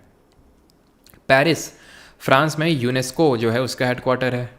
और जेनेवा स्विट्जरलैंड में तो हम देख चुके हैं WHO या that is world health organisation, WTO world trade organisation, WMO that is world meteorological organisation, ILO that is international labour organisation. इन सब का हेडक्वार्टर जेनेवा स्विट्जरलैंड में है। टोटल 15 मेंबर्स होते हैं और इसमें परमानेंट होते हैं 5 और नॉन परमानेंट होते हैं 10। इनका जो कार्यकाल होता है वो 2 साल का होता है। परमानेंट वालों को कैसे याद किया था हम लोगों ने? F1 फार्मूला 1 रेस करके याद किया था, ऐसे कुछ फार्मूला 1 रेस। F से फ्रांस, R से रशिया, A से अर्जेंटीना नहीं, अमेरिका, ठीक है। सी से चाइना और ई से इंग्लैंड या फिर ब्रिटेन, ठीक है। इंडिया भी बोलता रहता है परमानेंट मेंबरशिप के लिए, लेकिन वही है कि जब तक सारे कंट्री एग्री नहीं करेंगे तब तक परमानेंट मेंबरशिप इंडिया को नहीं मिल सकती, इंडिया फिर कोई भी कंट्री हो। और चाइना उसमें सबसे बड़ा अड़ंगा डालता है, ठीक है। वो बोलता है कि अगर इंडिया बनेगा तो पाकिस्तान भी बनेगा, ठीक है। और पाकिस्तान बस इतने में खुश हो जाता है। Jan Shikshan Sansthan operates under the aegis of, तो जो जय नहीं होगा, जन होगा, ठीक है। जन शिक्षण जो संस्थान है वो किसके अधीन संचालित होता है, कौन सी मिनिस्ट्री के अंडर में आता है ये? तो ये है Jan Shikshan Sansthan, ministry of skill development and entrepreneurship, option number C, ठीक है। अगला क्वेश्चन है, और हम बताना कमेंट में, ये हम स्टार्टअप डे, स्टार्टअप दिवस कब सेलिब्रेट करते हैं, किस दिन? Who is also called as the father of taxonomy, वर्गीकरण के विज्ञान के जनक किसे कहा जाता है? Ernst Haeckel, Carl Linnaeus, Engler या फिर बाथम एंड हुकर? देखिए, अर्नस्ट हैकेल की अगर हम बात करेंगे तो इन्होंने जो इकोलॉजी जो टर्म है, जो परिस्थितिकी तंत्र जो टर्म है वो दिया था इकोलॉजी। कब दिया था ये टर्म इन्होंने? 1866 में, ठीक है। तो इनको हम फादर ऑफ इकोलॉजी बोल सकते हैं। और इंडिया में फादर ऑफ इकोलॉजी किसको बोलते हैं, जरा बताना कमेंट में। फादर ऑफ इंडियन इकोलॉजी ये किसको बोलते हैं? किसने टर्म दिया था ecosystem? Who gave the term of ecosystem? तो यहाँ पे सही आंसर होगा कार्ल लाइनस। कार्ल लाइनस ने ही टैक्सोनॉमी जो है वो इन्होंने ही बताई थी। टैक्सोनॉमी क्या होती है? Taxonomy is a kind of science that deals with the naming and, यहाँ पे लिख देता हूँ मैं, science that deals with naming and classification of all living organisms. जो भी जितने भी हमारे लिविंग ऑर्गेनिज्म होते हैं उनका नामकरण करना, उनको क्लासीफाई करना, ये होती है टैक्सोनॉमी, ठीक है। फादर ऑफ इंडियन इकोलॉजी हम बोलते हैं रामदेव मिश्रा जी को, रामदेव मिश्रा जी को बोलते हैं। और इकोसिस्टम जो टर्म है ये तांसले ने दिया था। अगला क्वेश्चन है, who among the following is a famous santoor instrumentalist? इनमें से कौन प्रमुख संतूर वादक है? शिव कुमार शर्मा, सज्जद हुसैन, निखिल बनर्जी या फिर उस्ताद बिंदा खान? पंछी, बादल कश्यप, गौरव कुंदन। 16 जनवरी, बिल्कुल स्टार्टअप दिवस हम 16 जनवरी को सेलिब्रेट करते हैं, सही है। चलो, तो संतूर शिव कुमार शर्मा कैसे हम लोगों ने याद किया था कि संत लोग जो हैं वो क्या करते हैं? शिव जी के भजन गाते हैं। तो भजन सापोरी हो गए या फिर भजन सोपोरी हो गए, शिव कुमार शर्मा हो गए, इनके बेटे राहुल शर्मा हो गए। और ये किस तरह का वाद्य यंत्र है? सज्जद हुसैन की अगर हम बात करेंगे तो ये मैंडोलिन से एसोसिएटेड है, मैंडोलिन। निखिल बनर्जी की बात करेंगे तो सितार वादक हैं ये। निखिल बनर्जी हो गए, बुद्धादित्य मुखर्जी हो गए, ये सब बुद्धादित्य मुखर्जी हो गए, ये सब आपके किससे एसोसिएटेड हैं? सितार वादक हैं। जो हमारे अभी हमने देखा था पंडित रविशंकर जी सितार वादक हैं। और कौन कौन सितार वादक हैं? पंडित रविशंकर जी की जो बेटी हैं अनुष्का शंकर, वो सितार वादक हैं। उस्ताद विलायत खान, उस्ताद विलायत खान हो गए, उस्ताद इमरात खान हो गए, ये सब क्या हैं? सितार वादक ही हैं। उस्ताद बिंदा खान की जब हम बात करेंगे तो बिंदा खान जी सारंगी वादक हैं ये, ठीक है। ये जो संतूर हो गया, हमारा सितार हो गया, ये सब तंतु वाद्य यंत्र की कैटेगरी में या फिर श्रेणी में आते हैं। तंतु वाद्य यंत्र वो होते हैं जिनमें की स्ट्रिंग्स लगी होती हैं। जो स्ट्रिंग्ड इंस्ट्रूमेंट्स होते हैं उनको हम तंतु वाद्य यंत्र बोलते हैं। अगला क्वेश्चन है 18th, which of the following state has a legislative council? निम्नलिखित में से कौन सा राज्य है जिसमें विधान परिषद है? तो विधान परिषद को लेके पहली बात तो ये बताइए अनुच्छेद कौन सा है, आर्टिकल कौन सा है? तो लेजिस्लेटिव काउंसिल ये अपर हाउस होता है स्टेट में, जैसे कि राज्यसभा होता है सेंटर में, अपर हाउस होता है उच्च सदन जिसको बोलते हैं, वैसे स्टेट में लेजिस्लेटिव काउंसिल यानी विधान परिषद होता है। लेकिन हर राज्य में विधान परिषद नहीं है। सिर्फ वो राज्य जहां आपका एडमिनिस्ट्रेटिव वर्क यानी कि प्रशासनिक काम बहुत ज़्यादा है, जिसको सिर्फ वहाँ की लेजिस्लेटिव असेंबली यानी विधानसभा नहीं संभाल सकती है, वहाँ पे लेजिस्लेटिव असेंबली को क्रिएट किया जाता है। और ये काम करता कौन है? क्रिएट करने का काम हो या फिर एबॉलिशन ही ख़त्म करने का काम हो, ये काम करता है देश की संसद, देश की पार्लियामेंट ये काम करती है। और ये बड़े आसानी सिंपल मेजॉरिटी यानी साधारण बहुमत से ये काम कर देती है। उसके लिए उसको कोई ऐसा संविधान में संशोधन करने की ज़रूरत नहीं पड़ती है, साधारण बहुमत से सिंपल मेजॉरिटी से कर देता है। और इसमें आर्टिकल 368 अनुच्छेद 368 की भी कोई ज़रूरत नहीं पड़ती है इसमें, समझ गए आप? ठीक है, सिंपल मेजोरिटी वाले अमेंडमेंट आर्टिकल 368 के तहत अमेंडमेंट डील नहीं किए जाते हैं। लेजिस्लेटिव काउंसिल आर्टिकल नंबर 169 के का यूज़ करके क्रिएट की जाती है। लेजिस्लेटिव काउंसिल की जो मैक्सिमम मेंबरशिप है कि वहाँ पे अधिकतम लोग कितने हो सकते हैं, वो डिपेंड करता है कि वहाँ की जो विधानसभा है उसमें कितने मेंबर्स हैं। 1/3 ऑफ LA, इससे ज़्यादा मेंबर नहीं हो सकते। मान लेते हैं किसी राज्य की विधानसभा में 300 मेंबर्स हैं, तो वहाँ की लेजिस्लेटिव काउंसिल में 100 से ज़्यादा मेंबर्स नहीं हो सकते हैं। ठीक है, क्वेश्चन मैंने कुछ पूछा था यहाँ पे LA से, क्या कुछ क्वेश्चन पूछा था क्या यहाँ पे मैंने? चलो तो आगे बढ़ते हैं अभी। तो मतलब ये है कि LA सारे स्टेट में है, लेकिन LC जो है सिर्फ 6 राज्यों में है, सिर्फ 6 state, only 6 states have legislative council. और उसको हम कैसे याद रखते हैं? उसको हम याद रखते हैं कबूतम से। कैसे हो जाता है हमारा कर्नाटक, A से हो जाता है आंध्रा, B से हो जाता है बिहार, U से हो जाता है उत्तर प्रदेश। और अभी रिसेंट में कौन सा स्टेट था जिसने की डिमांड उठाई थी कि होना चाहिए, हमें भी एक लेजिस्लेटिव काउंसिल चाहिए? क्योंकि अगर किसी भी स्टेट को लेजिस्लेटिव काउंसिल चाहिए तो वहाँ का जो स्टेट का लेजिस्लेटिव असेंबली है वो स्पेशल मेजॉरिटी से अपने हाउस में पास करेगा, पार्लियामेंट को बोलेगा प्लीज़ क्रिएट कर दीजिए। वो पार्लियामेंट पे डिपेंड करता है क्रिएट करे ना करे। T से तमिलनाडु नहीं होगा, ध्यान रखना, यहाँ पे तेलंगाना होगा। और M से हो जाएगा महाराष्ट्र। ठीक है, तो इन स्टेट्स में लेजिस्लेटिव काउंसिल हमें देखने को मिलती है। तो पूछ रहा है कि which state has a legislative council, तो आंध्र प्रदेश यहाँ पे सही आंसर हो जाएगा, ऑप्शन नंबर A। ठीक है, चलिए आगे बढ़ते हैं। और अभी रिसेंट में वेस्ट बंगाल ने ये मांग उठाई थी कि हमें भी लेजिस्लेटिव काउंसिल एक मिलनी चाहिए।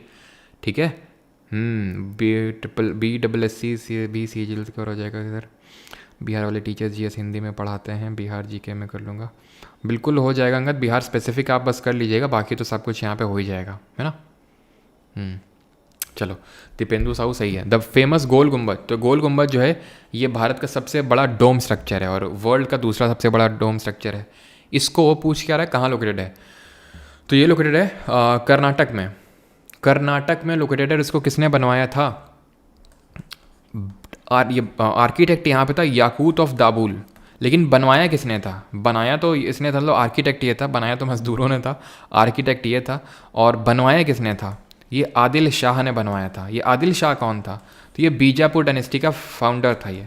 तो बीजापुर कर्नाटक में ही आपको देखने को मिलेगा गोल गुम्बज।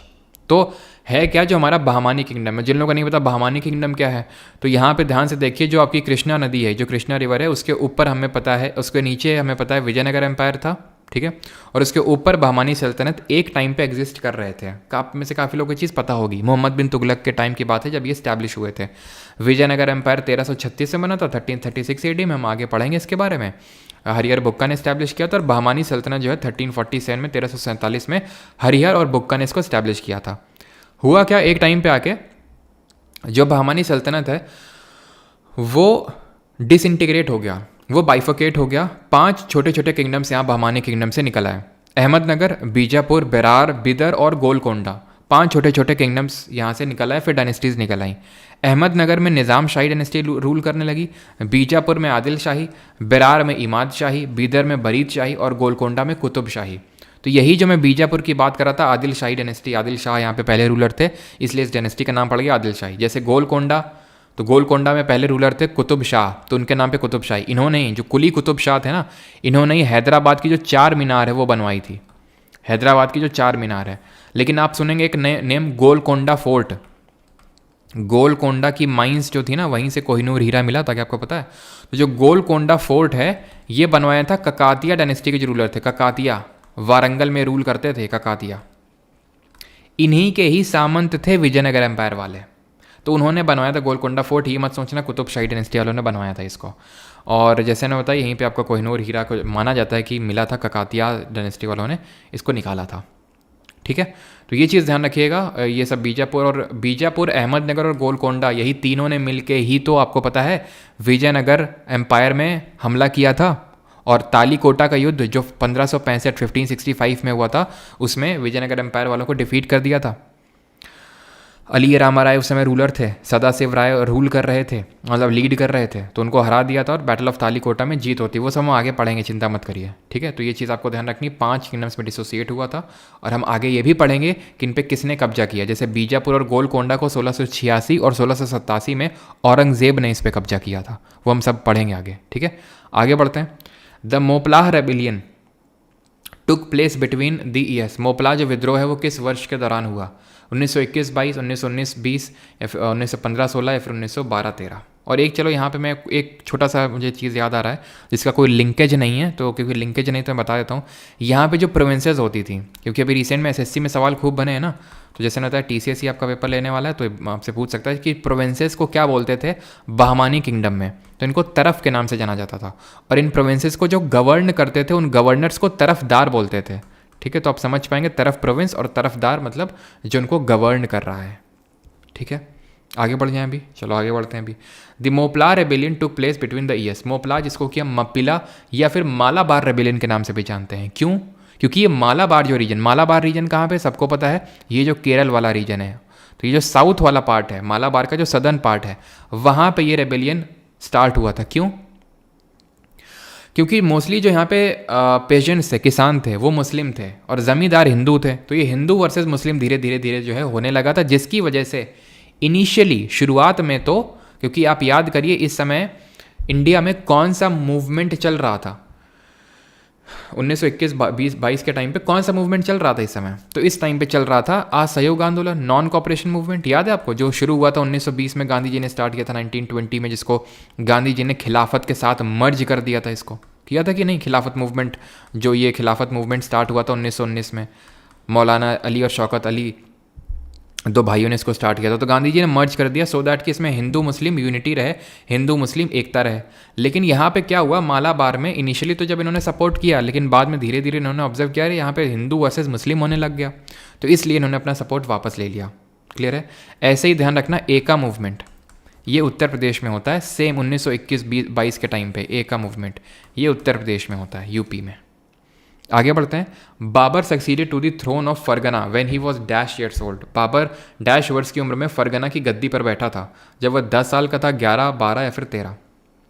हाँ बिल्कुल, तो यहाँ पे बिल्कुल सही, एका मूवमेंट यहाँ पे जो है मदारी पासी ने इसको लीड किया था, ठीक है, मदारी पासी। आगे बढ़ते हैं। तो बाबर 12 साल का था, बाबर और 12 सिमिलर साउंड हो रहा है। बाबर जो है ये वहाँ पे फरगना जो कि उज़्बेकिस्तान के पास में है, वहाँ पे ये थ्रोन पे बैठा था, लेकिन इसको उज़्बेक्स ने वहाँ से भगा दिया। तो भागता भागता ये इंडिया के पास पहुँचा और इसने, हमें पता है कि इसने 4 इंपॉर्टेंट बैटल्स यहाँ पे लड़े। वो हम कैसे पढ़ते हैं, वो हम ऐसे याद रखते हैं कि पहले इसने पानी पिया, फिर इसने खाना खाया, फिर इसने क्या किया, फिर इसने कुछ चंदा इकट्ठा किया और फिर ये घर को चला गया। तो ये है पानीपत, जिसको कि हम बोलते हैं फर्स्ट बैटल ऑफ पानीपत, ठीक है, फर्स्ट बैटल ऑफ पानीपत। ये है बैटल ऑफ खानवा, ये बैटल ऑफ चंदेरी, ये बैटल ऑफ घाघरा। कब कब हुए थे? बहुत आसान है याद करना, ये ऑर्डर में हम लोग इसीलिए इस तरह से पढ़ते हैं, सो दैट ऑर्डर में हमें याद हो जाए। 1526, 1527, 1528 और 1529, तो ये ऑर्डर है। यहाँ पे किसको हराया? इब्राहिम लोदी को। इब्राहिम लोदी को यहाँ पे हरा के इसने ना सिर्फ लोदी वंश का बल्कि पूरी दिल्ली सल्तनत को ही ख़त्म कर दिया, टाटा बाय बाय कर दिया। यहाँ पे क्वेश्चन पूछता है कि सबसे पहले गन पाउडर का इस्तेमाल हुआ था, गन पाउडर, और यहाँ पे बाबर ने एक तुगलमा फॉर्मेशन का यूज़ किया था। मतलब ऐसा तुगलमा फॉर्मेशन का मतलब ये होता है कि जैसे ये एनिमी है, ठीक है, और ये आप हैं, तो आप क्या करेंगे कि साइड से पहले तो घिराव कर लेंगे और फिर एकदम से अटैक करेंगे सेंटर से। जब सेंटर से अटैक करेंगे तो एनिमी इधर उधर तो भाग नहीं पाएगा, तो वो पूरा यहाँ पे समा जाएगा, आप यहाँ से उसको अटैक कर लेंगे। तो तुगलमा फॉर्मेशन बोलते हैं उसको। और ये राइट साइड वाला जो तुगलमा फॉर्मेशन है बाबर का, ये उसका बेटा हुमायूं ही लीड कर रहा था इस फॉर्मेशन को, ठीक है।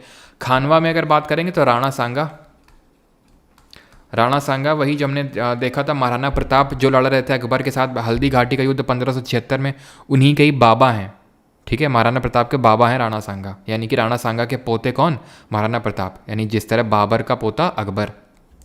चंदेरी मेदिनी राय, ठीक है, चंदेरी मेदिनी राय। और घाघरा, तो घाघरा ये इसने अफगान्स के विरुद्ध लड़ा था, ठीक है, अफगान्स के विरुद्ध। तो ये बैटल्स पता होना चाहिए। और बाबर ने जो है अपनी जो ऑटोबायोग्राफी है दैट वाज तुजुके बाबरी, वो लिखी थी टर्किश लैंग्वेज में, तुजुके बाबरी, ठीक है, टर्किश लैंग्वेज में लिखी थी। इसको बाद में पर्शियन में कन्वर्ट किया गया था अब्दुल रहीम खाने खाना के द्वारा। किसने कन्वर्ट किया था? अब्दुल रहीम खाने खाना। ये अब्दुल रहीम खाने खाना कौन था? जो अकबर का संरक्षक था ना, बैरम खान, उसी का लड़का था ये, ठीक है, खाने खाना, इसने कन्वर्ट किया था इसको। और एक क्वेश्चन पूछता है कि बाबर को सबसे पहले दफनाया कहाँ पे गया था, बरी कहाँ पे किया गया था? तो सबसे पहले इसको बरी किया गया था, ध्यान रखना, आगरा में। बाद में इसका जो बरियल है उसको शिफ्ट कर दिया गया था काबुल। तो प्रेजेंटली इसकी जो कब्र है वो आपको काबुल अफगानिस्तान में देखने को मिलेगी। लेकिन सवाल पूछता ही है कि पहले कहाँ बरी किया गया था, तो आगरा में। On which date did Jallianwala Bagh massacre took place, कब हुआ था जलियांवाला बाग हत्याकांड? और कमेंट में आपको ये बताना इस समय वॉइस रॉय कौन हुआ करता था, who was the voice Roy during the Jallianwala Bagh massacre? ये भी क्वेश्चन पूछ चुका है और मल्टीपल क्वेश्चन टॉपिक पे बने हैं, ठीक है। तो वो मैं मल्टीपल क्वेश्चन मल्टीपल टाइम्स नहीं लेने वाला हूँ, एक क्वेश्चन में ही सारी चीज़ें देखेंगे और उसके बाद उस क्वेश्चन के बारे में हम ज़्यादा चीज़ें नहीं देखने वाले हैं, ठीक है, क्लियर। चलो, तो आंसर क्या होगा? 13 अप्रैल 1919, ऑप्शन नंबर बी यहाँ पे सही आंसर होगा। अब इसका थोड़ा सा प्रीफेस और आफ्टर मैथ समझ लेते हैं। प्रीफेस और आफ्टर मैथ का मतलब, प्रीफेस और आफ्टर मैथ का मतलब है कि क्यों हुआ था और इसके बाद क्या हुआ था। तो हुआ इसलिए था, क्रोनोलॉजी समझिए आप पहले। हुआ ये कि सबसे पहले एक एक्ट आया जिसको हम बोलते हैं anarchical and revolutionaries crimes act. Anarchical and revolutionaries crimes act आया, जिसको कि हम प्यार से क्या बोलते हैं? रॉलेट एक्ट बोलते हैं। क्यों? क्योंकि इसको सिडनी रॉलेट ने जो है, इसको सिडनी रॉलेट नाम का एक व्यक्ति था, ब्रिटिशर था, उसने इसको पूरा जो है फॉर्मुलेट किया था। क्या इसमें कि नो अपील, नो दलील, नो वकील, सीधा 2 साल के लिए आपको जेल में डाला जाएगा अगर आप कुछ भी ब्रिटिशर्स एंटी ब्रिटिश एक्टिविटीज़ करते हुए पाए गए या फिर शंका भी हुई तो इसीलिए इसको गांधी जी ने ब्लैक एक्ट बोला, काला कानून बोला और इसके खिलाफ सत्याग्रह शुरू कर दिया। जब सत्याग्रह शुरू किया तो इसमें 2 लोगों की अरेस्ट हो गई। उनका नाम था, एक का नाम था डॉक्टर सैफुद्दीन किचलू, सैफुद्दीन किचलू का नाम था, और एक लोगों का नाम था सत्यपाल। तो ये 2 लोगों की जब अरेस्ट हो गई तो थोड़ा सा लोग भड़क गए, और लोग भड़क गए तो उन्होंने मतलब सोचा कि अभी 13 अप्रैल 1919 को बैसाखी वाला दिन भी, तो चलो इसी दिन गैदरिंग तो होगी हम लोगों की, तो उस चीज़ की भी हम मांग उठाएंगे। 13 अप्रैल 1919 को बैसाखी का दिन था, ठीक है, वही बैसाखी जो हमने देखा गुरु गोबिंद सिंह ने खालसा पंथ की जिस दिन स्थापना करी, उसी को मनाते हैं बैसाखी। तो इन्होंने सोचा कि ठीक है, और उस चीज़ को भी हम रखेंगे। तो इन्होंने क्या किया, ब्रिटिशर्स ने, led by general E.M. Dyer, not Michael O'Dwyer, ध्यान रखना, जो जनरल E.M. डायर है उसने गोली चलाने के निर्देश दे दिए। बहुत सारे लोगों की डेथ हुई। डेथ की वजह से फिर हुआ क्या, आफ्टर मैथ क्या था? आफ्टर मैथ ये था कि नाइटहुड की उपाधि वापस कर दी किसने, जरा बताइए। Who renounce the title of knighthood, और किसने बोर वॉर्स के टाइम पे मिला हुआ जो कैसरे हिंद की उपाधि है वो लौटा दी थी, जो उनको बोर वॉर्स के समय मिली थी साउथ अफ्रीका में? क्या आंसर होगा? तो ये आंसर होगा रविन्द्रनाथ टैगोर। आप ठीक है, रविन्द्रनाथ टैगोर, और केसरे हिंद की लौटाई थी गांधी जी ने, ठीक है। तो ये हुआ था आफ्टर मैथ। और इसके बाद जो है नॉन कॉपरेशन मूवमेंट को, यानी कि असहयोग आंदोलन, नॉन कॉपरेशन मूवमेंट को लॉन्च किया गया था, खिलाफत के साथ मर्ज कर दिया गया था, जो अभी हमने देखा यहाँ पे। इस समय वॉइस रॉय कौन था? ये था चेल्मस्फोर्ड। याद है आपको मॉन्टैग्यू चेल्मस्फोर्ड रिफॉर्म किसको बोलते हैं? तो भारत सरकार अधिनियम जो आया था, गवर्नमेंट ऑफ इंडिया 1919 में आया था, उसको हम बोलते हैं मॉन्टैग्यू चेल्मस्फोर्ड रिफॉर्म्स, ठीक है। क्यों बोलते हैं? क्योंकि उस समय जो मॉन्टैग्यू था वो सेक्रेटरी ऑफ स्टेट हुआ करता था और चेल्मस्फोर्ड वॉइस रॉय हुआ करता था, इसलिए इसको मॉन्टैग्यू चेल्मस्फोर्ड रिफॉर्म्स के नाम से जानते हैं, ठीक। और इसका बदला किसने लिया जलियांवाला बाग हत्याकांड का? तो ये हम सबको पता है कि जो उधम सिंह जी थे उन्होंने बदला लिया। कैसे बदला लिया? इंग्लैंड में ही गए, क्या नाम रख के? ये नाम इन्होंने रखा राम मोहम्मद सिंह आज़ाद, राम मोहम्मद सिंह आज़ाद, ये नाम रख के गए और इन्होंने हत्या करी किसकी? इन्होंने हत्या करी माइकल ओ डायर की, माइकल ओ डायर की हत्या करी, ना कि general E.M. Dyer. General E.M. Dyer ने गोली चलाने के निर्देश दिए थे, तो फिर इसको क्यों मारा? कंफ्यूज हो गए थे क्या डायर डायर में? नहीं, ये मर चुका था तब तक। तो इसको फिर क्यों मार दिया? इसकी क्या गलती थी? इसकी गलती ये थी कि जब ये हत्याकांड हुआ था ये, तो इसने प्रशंसा करी थी माइकल ओडायर ने जनरल E.M. डायर के करतूतों की, तो इसलिए उन्होंने बोला कि आओ बेटा तुम्ही को, वो तो रहा नहीं, तुम्ही को लपेटे में लेते हैं। 23rd, which of the following project in Uttarakhand, इनमें से कौन सा प्रोजेक्ट जो है कौन सी परियोजना उत्तराखंड में आपको देखने को मिलेगी? टिहरी है, शरावती है, कोयना है या फिर चामेरा है? 50 क्वेश्चंस कराओ ये, क्यों नहीं? 50 में फिर 100 क्वेश्चंस करवा दें, है ना? आज ही सब कुछ करवा दें, एक ही दिन में सब कुछ करवा दें। हाँ, Dyer supported this, yes. Dhananjay, Panchi, Bhumika, Zoya, पूर्णिमा, कुछ ही नाम दिखते हैं बार बार, बाकी लोग भी यार आंसर देते रहा करो, ठीक है? मैं लाइक वाइक तो करने बोलता नहीं हूँ आपको, लेकिन आंसर देने के लिए तो मैं बोलूँगा ही, आंसर देते रहें, ठीक है? पार्टिसिपेट करते रहें कमेंट सेक्शन में। विच of the following project Uttarakhand में कौन सा है? तो टिहरी है आपका हाइड्रो पावर प्रोजेक्ट उत्तराखंड में। Option number A will be the correct answer. Sharavati कहाँ पे है? ये कर्नाटक में है। अच्छा, शरावती रिवर पे ही हमारी सेकंड हाईएस्ट जो वाटरफॉल है इंडिया की, वो सिचुएटेड है, लोकेटेड है। जरा उसका नाम बताइए। शरावती रिवर पे। कोयना, कोयना किसकी ट्रिब्यूटरी है ये कहाँ है? महाराष्ट्र में है। और चामेरा, रा से रावी रिवर, रावी रिवर पे ही है, ठीक है? कोयना की जब हम बात करें तो कृष्णा नदी पे ही है। कृष्णा नदी, सॉरी क्या बोल रहा हूँ मैं, मतलब कोयना जो हाइड्रोइलेक्ट्रिक पावर प्रोजेक्ट है वो कोयना रिवर पे ही है, जो कृष्णा नदी की सहायक नदी है, ठीक है? कमेंट में आप बताएंगे कि चेनाब रिवर पे कौन कौन से डैम्स बने हुए हैं। इंडिया का सबसे लार्जेस्ट डैम कौन सा है? क्योंकि जो टिहरी है वो तो इंडिया का हाईएस्ट डैम है, लेकिन हमें ये पता होना चाहिए, पता नहीं शायद मैंने आपको पिछले क्लास में पढ़ा रखा है, लेकिन कोई नहीं, फिर से देख लेते हैं। लार्जेस्ट डैम कौन सा है और हाईएस्ट ग्रेविटी डैम कौन सा है? सबसे ऊंचा गुरुत्वीय बांध कौन सा है? Highest gravity dam. तो जब हम बात करते हैं चेनाब की, तो चेनाब में 3 है, बगलीहार, दुलहस्ती और सलाल, ये 3 डैम्स हैं।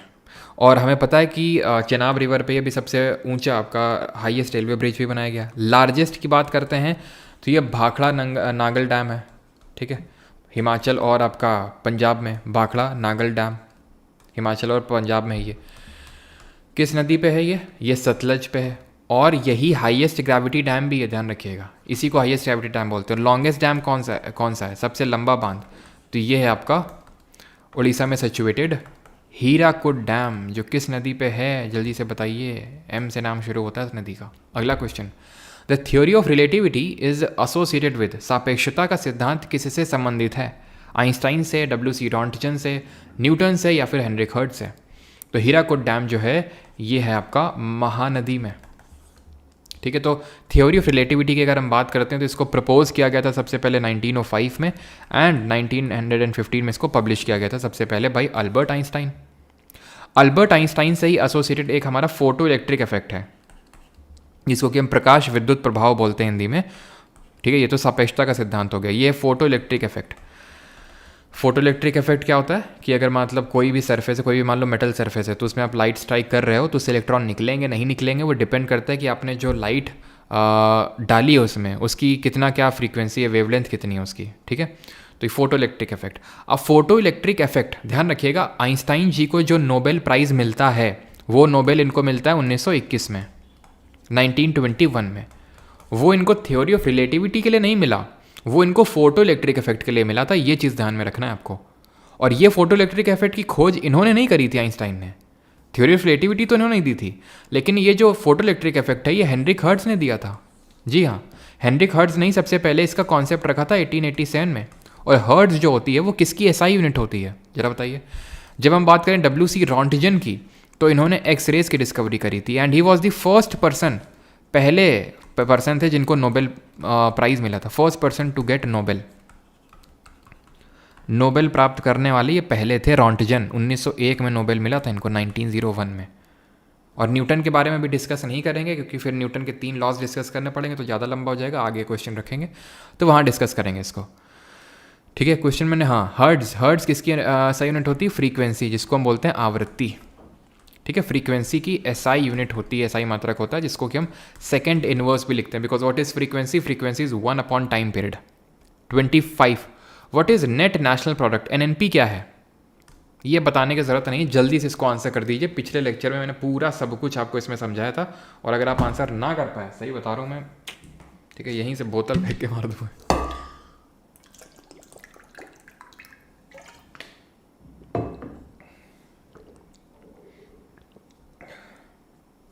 अच्छा हाँ, यहाँ पे मैंने वाटरफॉल नहीं बताया, ठीक है।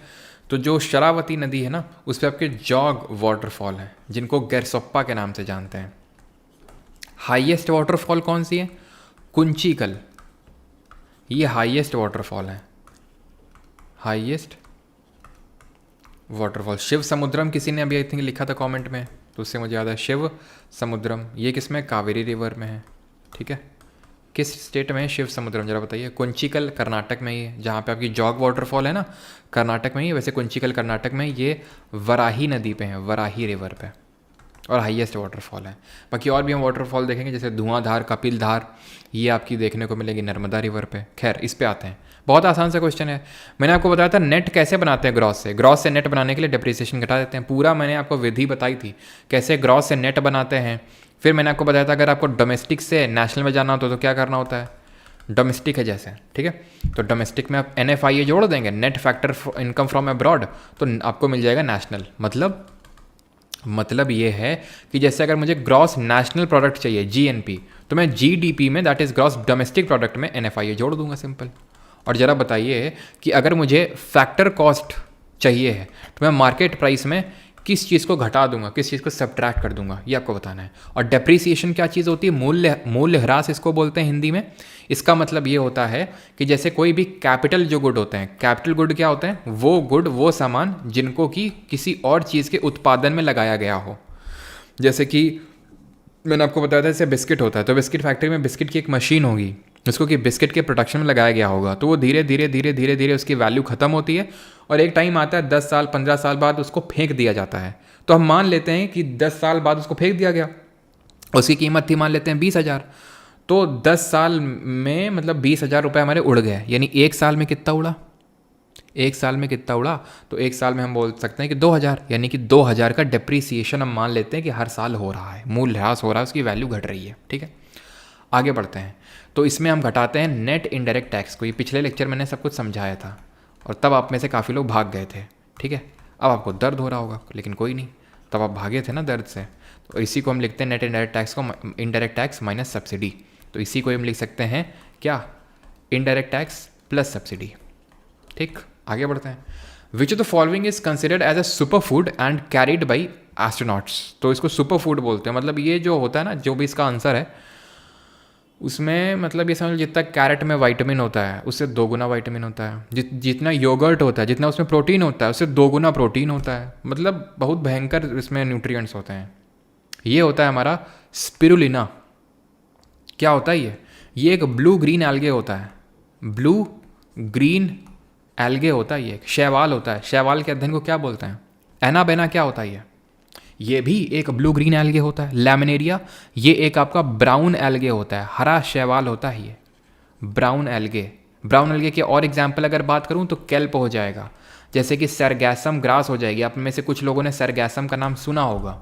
हाँ, सरगैसो सी कहाँ पे लोकेटेड है? एक घास है जो एक हमारा ओशन है, महासागर है, वहाँ पे पाई जाती है सरगैसम, जिसकी वजह से वहाँ का सी का नाम पड़ जाता है सरगैसो सी। बताइए जल्दी से। स्पाइरोगैरा जो होता है ये ग्रीन एल्गे होता है, हरा शैवाल होता है। इसके एग्जाम्पल की अगर बात करूँ ग्रीन की, तो जैसे क्लैमिडोमोनास, क्लोरेला, ध्यान रखना ये भी बड़ा इंपॉर्टेंट, ये भी सुपर फूड होता है। ये भी अगर हम बात करें, इसको भी एस्ट्रोनॉट लेके जाते हैं क्योंकि इसमें बहुत भयंकर प्रोटीन होता है। जितना स्पिरुलिना होता है ना, तो स्पिरुलिना जो है इसमें प्रोटीन विटामिन सब कुछ भर भर के है। क्लोरेला में प्रोटीन बहुत ज़्यादा होता है, ये चीज़ ध्यान रखना। ये ग्रीन एल्गे होता है। और ब्लू ग्रीन एल्गे की अगर हम और एग्जाम्पल की बात करें तो नॉस्टॉक भी क्या होता है? ब्लू ग्रीन एल्गे होता है।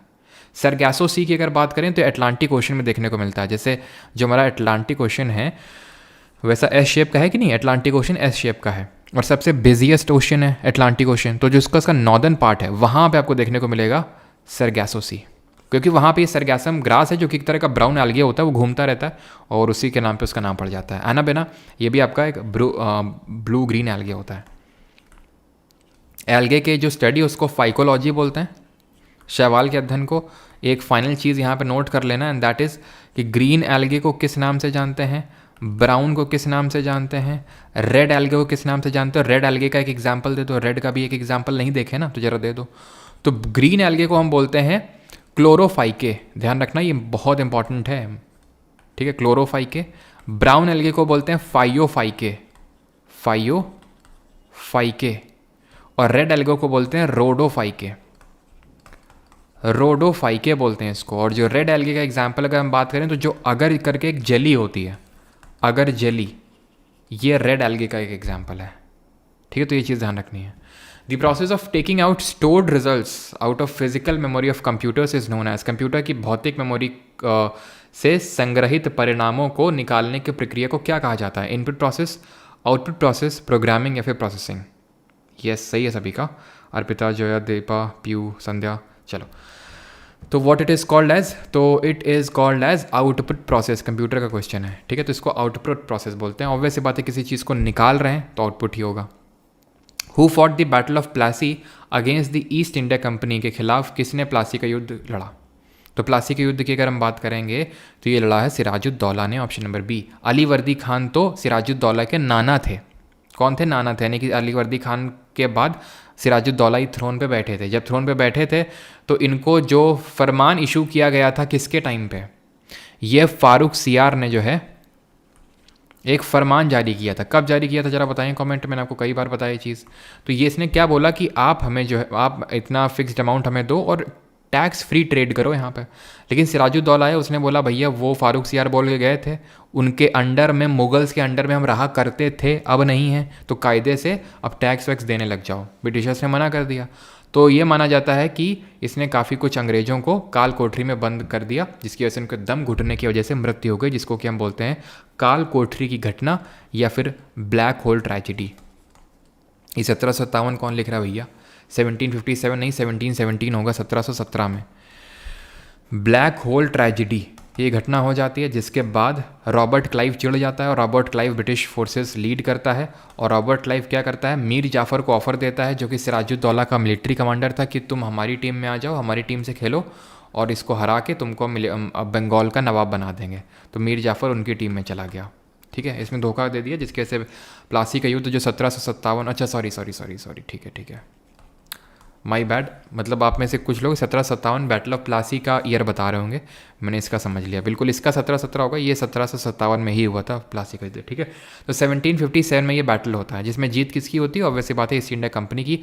ब्रिटिश फोर्सेस से कौन लीड कर रहा था? रॉबर्ट क्लाइव लीड कर रहा था। तो इसको काफ़ी डिसाइसिव बैटल मानते हैं यहाँ पे, क्योंकि नवाब, अब जो बंगाल है वो ब्रिटिशर्स के हाथों में चला गया था, और जो बची रही कसर थी वो बैटल ऑफ बक्सर से पूरी हो गई, बक्सर के बैटल से पूरी हो गई। जो बक्सर का बैटल है वो 1764 में होता है, 1764 में। कैसे, किसके बीच में होता है? तो यहाँ पे भी ईस्ट इंडिया कंपनी होती है एक साइड, वर्सेस 3 लोग होते हैं यहाँ पे। मीर कासिम, सर मीर कासिम कौन है? ये मीर जाफ़र का दामाद, ऐसे समझ लो। तो ये कहाँ से आ गया पिक्चर पे? एक्चुअली मीर जाफ़र को हटा के अंग्रेज़ों ने मीर कासिम को गद्दी पे बिठा दिया, ठीक है। लेकिन मीर कासिम जो है ब्रिटिशर्स के अंडर में नहीं रहना चाहता था, तो उसने क्या किया, अलायंस फौज किया, अलायंस बनाया। किसके साथ? मुगल शासक उस समय था शाह आलम सेकंड, शाह आलम द्वितीय। और जो अवध था, अवध का नवाब, उसका नाम था शुजाउद्दौला। सिराजुद्दौला भी हमने देखा, वो नहीं, शुजाउद्दौला बनाया तो, लेकिन ईस्ट इंडिया कंपनी फिर से जीत गई। कौन लीड कर रहा था ब्रिटिश फोर्सेस को? तो हेक्टर मुनरो लीड कर रहा था, और जिता दिया उसने। और जब जिता दिया तो क्लाइव बोलता है जरा इनको लेके आओ यहाँ पे, और शाह आलम टू की जरा कैंची बनाओ। हाँ, यही बोला उसने। इलाहाबाद ट्रीटी हुई, ठीक है, इलाहाबाद ट्रीटी, इलाहाबाद की संधि हुई। कब? 1765, 1765। शाह आलम टू की कैंची बनाई और इससे ये ट्रीटी साइन करवाई, ठीक है, इलाहाबाद की ट्रीटी, ध्यान रखना। यहीं से स्टार्ट होता है डुअल गवर्नमेंट, जिसको हम बोलते हैं इन बंगाल, डुअल कंट्रोल या फिर dual government in Bengal, dual control in Bengal. किसने स्टार्ट किया इसको? इसको स्टार्ट किया रॉबर्ट क्लाइव ने। और ख़त्म किसने किया? Ended by Warren Hasting, ended by Warren Hastings in 1772, 1772 में इसको ख़त्म किया गया, ठीक है। क्लियर इतनी चीज़? पहला नवाब कौन था बंगाल का, ये आपको बताना है। सेकंड लास्ट क्वेश्चन आज का, and that is glowing surface of the sun is known as, सूर्य की चमकदार सतह को क्या कहा जाता है? फोटोस्फीयर, एटमॉस्फेयर, लिथोस्फीयर या फिर क्रोमोस्फीयर? तो इसको कहा जाता है क्या? ये चल क्यों नहीं रहा भाई? इसको कहा जाता है फोटोस्फीयर। क्या हो गया यार इसको? एक सेकेंड।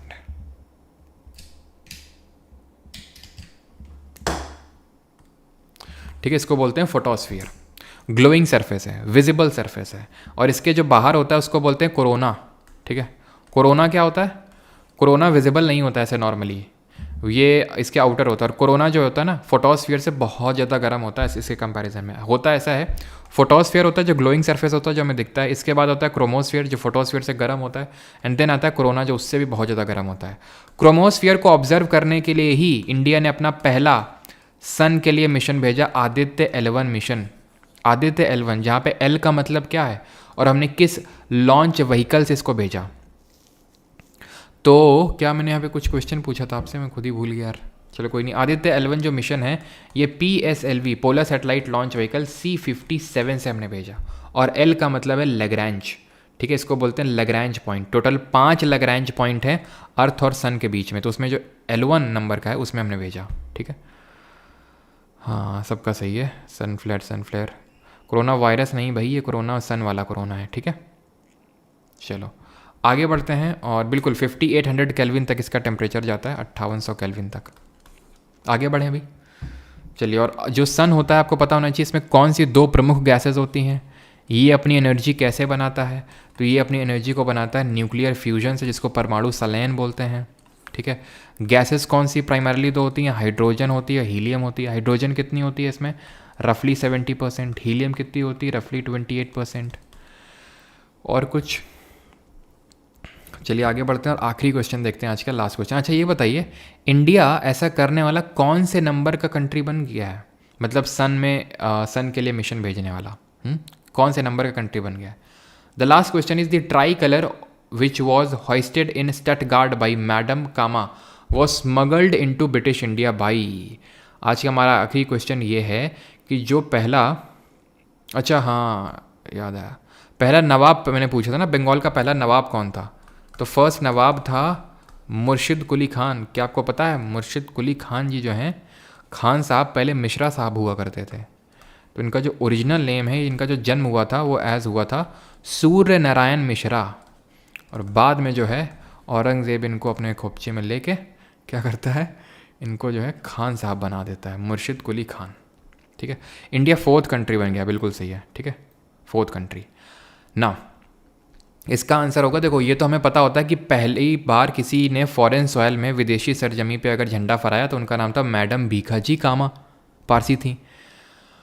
वो जो फ्लैग है, ये जो फ्लैग है, यही फ्लैग था, मतलब ऐसा ही फ्लैग था तब हमारा। ऐसा ट्राई कलर वाला जो फ्लैग आज है वो नहीं था, ऐसा फ्लैग था। इसको लेके आए थे इंदुलाल याग्निक जी, लेके आए थे। इंदुलाल याग्निक जी का हम नाम पढ़ते हैं ऑल इंडिया किसान सभा में भी। ऑल इंडिया किसान सभा का गठन कब होता, जरा ये बताइए। तो ये होता है, ध्यान रखिएगा, 1936 1936 में होता है ऑल इंडिया किसान सभा। और इसके जो मेन फाउंडर थे वो शहजानंद सरस्वती थे, शहजानंद सरस्वती। ये जो इन्होंने स्टटगार्ड जर्मनी में फहराया झंडा, ये कब फहराया? ये फहराया 1907 1907 में। 1907 ये वही साल है जिस साल, अगर आपको याद हो, सूरत स्प्लिट हुआ था। कांग्रेस का जो सूरत का सेशन हुआ था उसमें कांग्रेस बट गई थी मॉडरेट यानी नरम दल और एक्सट्रीमिस्ट यानी कि गरम दल के बीच में। क्लियर? यहाँ तक ख़त्म होती हैं चीज़ें आज की, और यहाँ पे हमारा सेशन भी ख़त्म होता है। ट्रेन का स्टेशन आ चुका है अभी ठीक है, सभी लोग अब उतर के अपने अपने घर जाएं। फिर से यहीं से ट्रेन स्टार्ट होगी। ट्रेन नहीं छोड़नी है, इसी स्टेशन पे मिलेंगे हम परसों। ट्रेन आपने नहीं छोड़नी है, चाहे कुछ भी हो जाए, इसी ट्रेन में आपको बैठे रहना है आखिर तक। ठीक है, क्वेश्चन नंबर 18 में डाउट है सूरज पांडे जी को। एक सेकेंड, क्या बोले इसमें सेकंड ऑप्शन होगा? क्यों भाई? Which is the following state has a legislative council. इनमें से किस में लेजिस्लेटिव काउंसिल है? झारखंड में कब से लेजिस्लेटिव काउंसिल हो गई?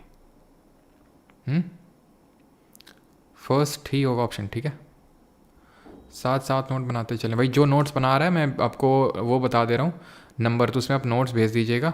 और जिसका भी लास्ट में फाइनल होगा उसको पैसा मिलेगा भाई, ध्यान रखना तो और अगर कोई डिजिटल नोट्स बना सकता है तो फिर क्या ही कहना है, क्योंकि यार मैंने नोट्स अपलोड किए, लेकिन नोट्स अपलोड करने के बाद भी मैं आपको बता दूं सारा कुछ ये जो पीपीटी वाला है ये परमार एसएससी टेलीग्राम पे मिल जाएगा, तो ज्वाइन कर लीजिएगा ये, ठीक है, जिन लोगों को नहीं पता। और वहीं पे नोट्स भी मैं अपलोड अभी कर रहा हूँ, ठीक है। और अगर डिजिटल नोट्स अगर आपको मिलेंगे तो फिर वो पेड होंगे, वो भी मैं फिर आपको बता दूँ, क्योंकि वो फिर मुझे अलग से किसी को बुलाना पड़ेगा, बिठाना पड़ेगा, बनाने पड़ेंगे, तो वो होंगे। अगर कोई 110 भेजता रहेगा तो मैं आपको ये डलवा दूंगा उसमें, ठीक है, टेलीग्राम पे। तो ये है आपका 923557, क्योंकि डिजिटल नोट्स के लिए सिर्फ टाइम और मेहनत नहीं लगता है उसके लिए, है ना, कोई मतलब जैसे, और वो मैं सैमसंग के पैड में नहीं बनाता हूँ मैं, वो उसके लिए सिर्फ आईपैड ही चाहिए, क्योंकि काफ़ी लोग हैं जो मुझे भेजते हैं जो मैं जानता हूँ सैमसंग का पैड है, लेकिन मैं सैमसंग पैड पे नोट्स नहीं बनवाता हूँ, क्योंकि उसमें राइटिंग उतनी बढ़िया निखर के नहीं आती है, तो इसीलिए मैं आईपैड में ही बनवाता हूँ नोट्स को फिर, ठीक है। तो 9235798380 ये है नंबर, मेरा नंबर नहीं है, ध्यान रखना। तो ऐसे डाउट्स मत भेजना। मिलते हैं अगले सेशन में, और सेशन आपको कैसे लग रहे हैं बताइए जल्दी से। अच्छे लग रहे हैं तो शेयर वेयर भी कर दिया करो, हैं, शेयर करने में ज़्यादा दिक्कत वाली बात नहीं है, कर दिया करो, है ना। हम्म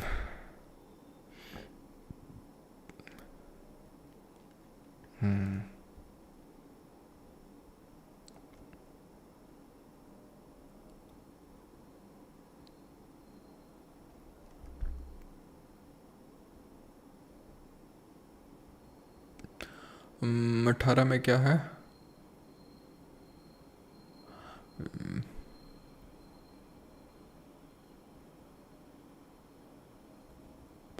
अच्छा, मैंने देखा नहीं, सॉरी। तो बी ऑप्शन क्यों बोल रहे थे? ऐसा बोलना था ना कि दो ऑप्शन होंगे, ये दोनों आपके सही होंगे, ठीक है। A and C both are correct, बिल्कुल, ठीक है। मैंने तीसरे तक देखा नहीं, आंध्र प्रदेश मार के आगे बढ़ गया। बिल्कुल ए और सी दोनों होंगे, ठीक है, क्योंकि कर्नाटक भी तो है। मैंने ऑप्शन नंबर सी तक गया ही नहीं, ठीक है। चलो कोई नहीं, क्योंकि एक्चुअल क्या होता है ना, ऑप्शन कभी कभी थोड़े से चेंज करने पड़ते हैं ना, इसलिए। चलिए भाई, मिलते हैं परसों सेम टाइम पे।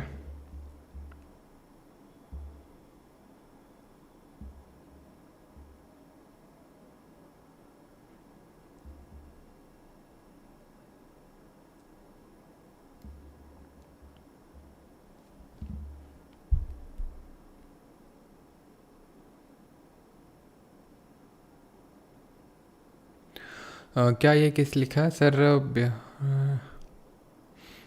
एक सेकंड, क्या है? राम मनोहर सिन्हा और वसंत कुमार वैद्य सेम? नहीं, सेम नहीं है। राम मनोहर सिन्हा जो है ये नंदलाल बोस के साथ इन्वॉल्व थे डेकोरेट करने में, और जो वसंत कृष्ण वैद्य हैं वो हिंदी में मैंने लिखा हुआ ना यहाँ पे, वसंत कृष्ण वैद्य हिंदी में लिखने में इन्वॉल्व थे, और जो क्या बोलते हैं, बेहर राम मनोहर सिन्हा थे, वो नंदलाल बोस के साथ जो शांति निकेतन में रहते थे, उन्होंने उसको मतलब डेकोरेट किया था। कहाँ गया क्वेश्चन? यहाँ पे ने राम मनोहर सिन्हा जी का नाम लिखा है, ठीक है। तो ये ध्यान रखना, नंदलाल बोस के साथ डेकोरेशन में इन्वॉल्व थे। अच्छा, ठीक। ये ध्यान रखना वसंत कुमार वैद्य थे, ये ध्यान रखना वसंत कुमार वैद्य, यहाँ पे नोट कर लीजिएगा, वसंत कुमार वैद्य जी, इन्होंने लिखा था। राम मनोहर सिन्हा और बेहर राम मनोहर सिन्हा और नंदलाल बोस जी इसके डेकोरेशन में इन्वॉल्व थे, ठीक है। सर सही है सेशन। सर आज टॉप 30 नहीं करवाएंगे सीजीएल के लिए? आज तो नहीं होगा, कल मैंने आपको बता दिया था। टेलीग्राम पे आ जाना, वहाँ पे मैं बता दूंगा अगर कुछ चेंज हुए हैं तो। वैसे तो ऐसा जितना मैंने अभी ऑब्जर्व किया चेंज नहीं हुए हैं। बाकी कल के लिए अगर कुछ भी एक्स्ट्रा चीज़ें पढ़ के जानी होंगी तो मैं टेलीग्राम पे बता दूंगा आपसे, ठीक है। Thank you.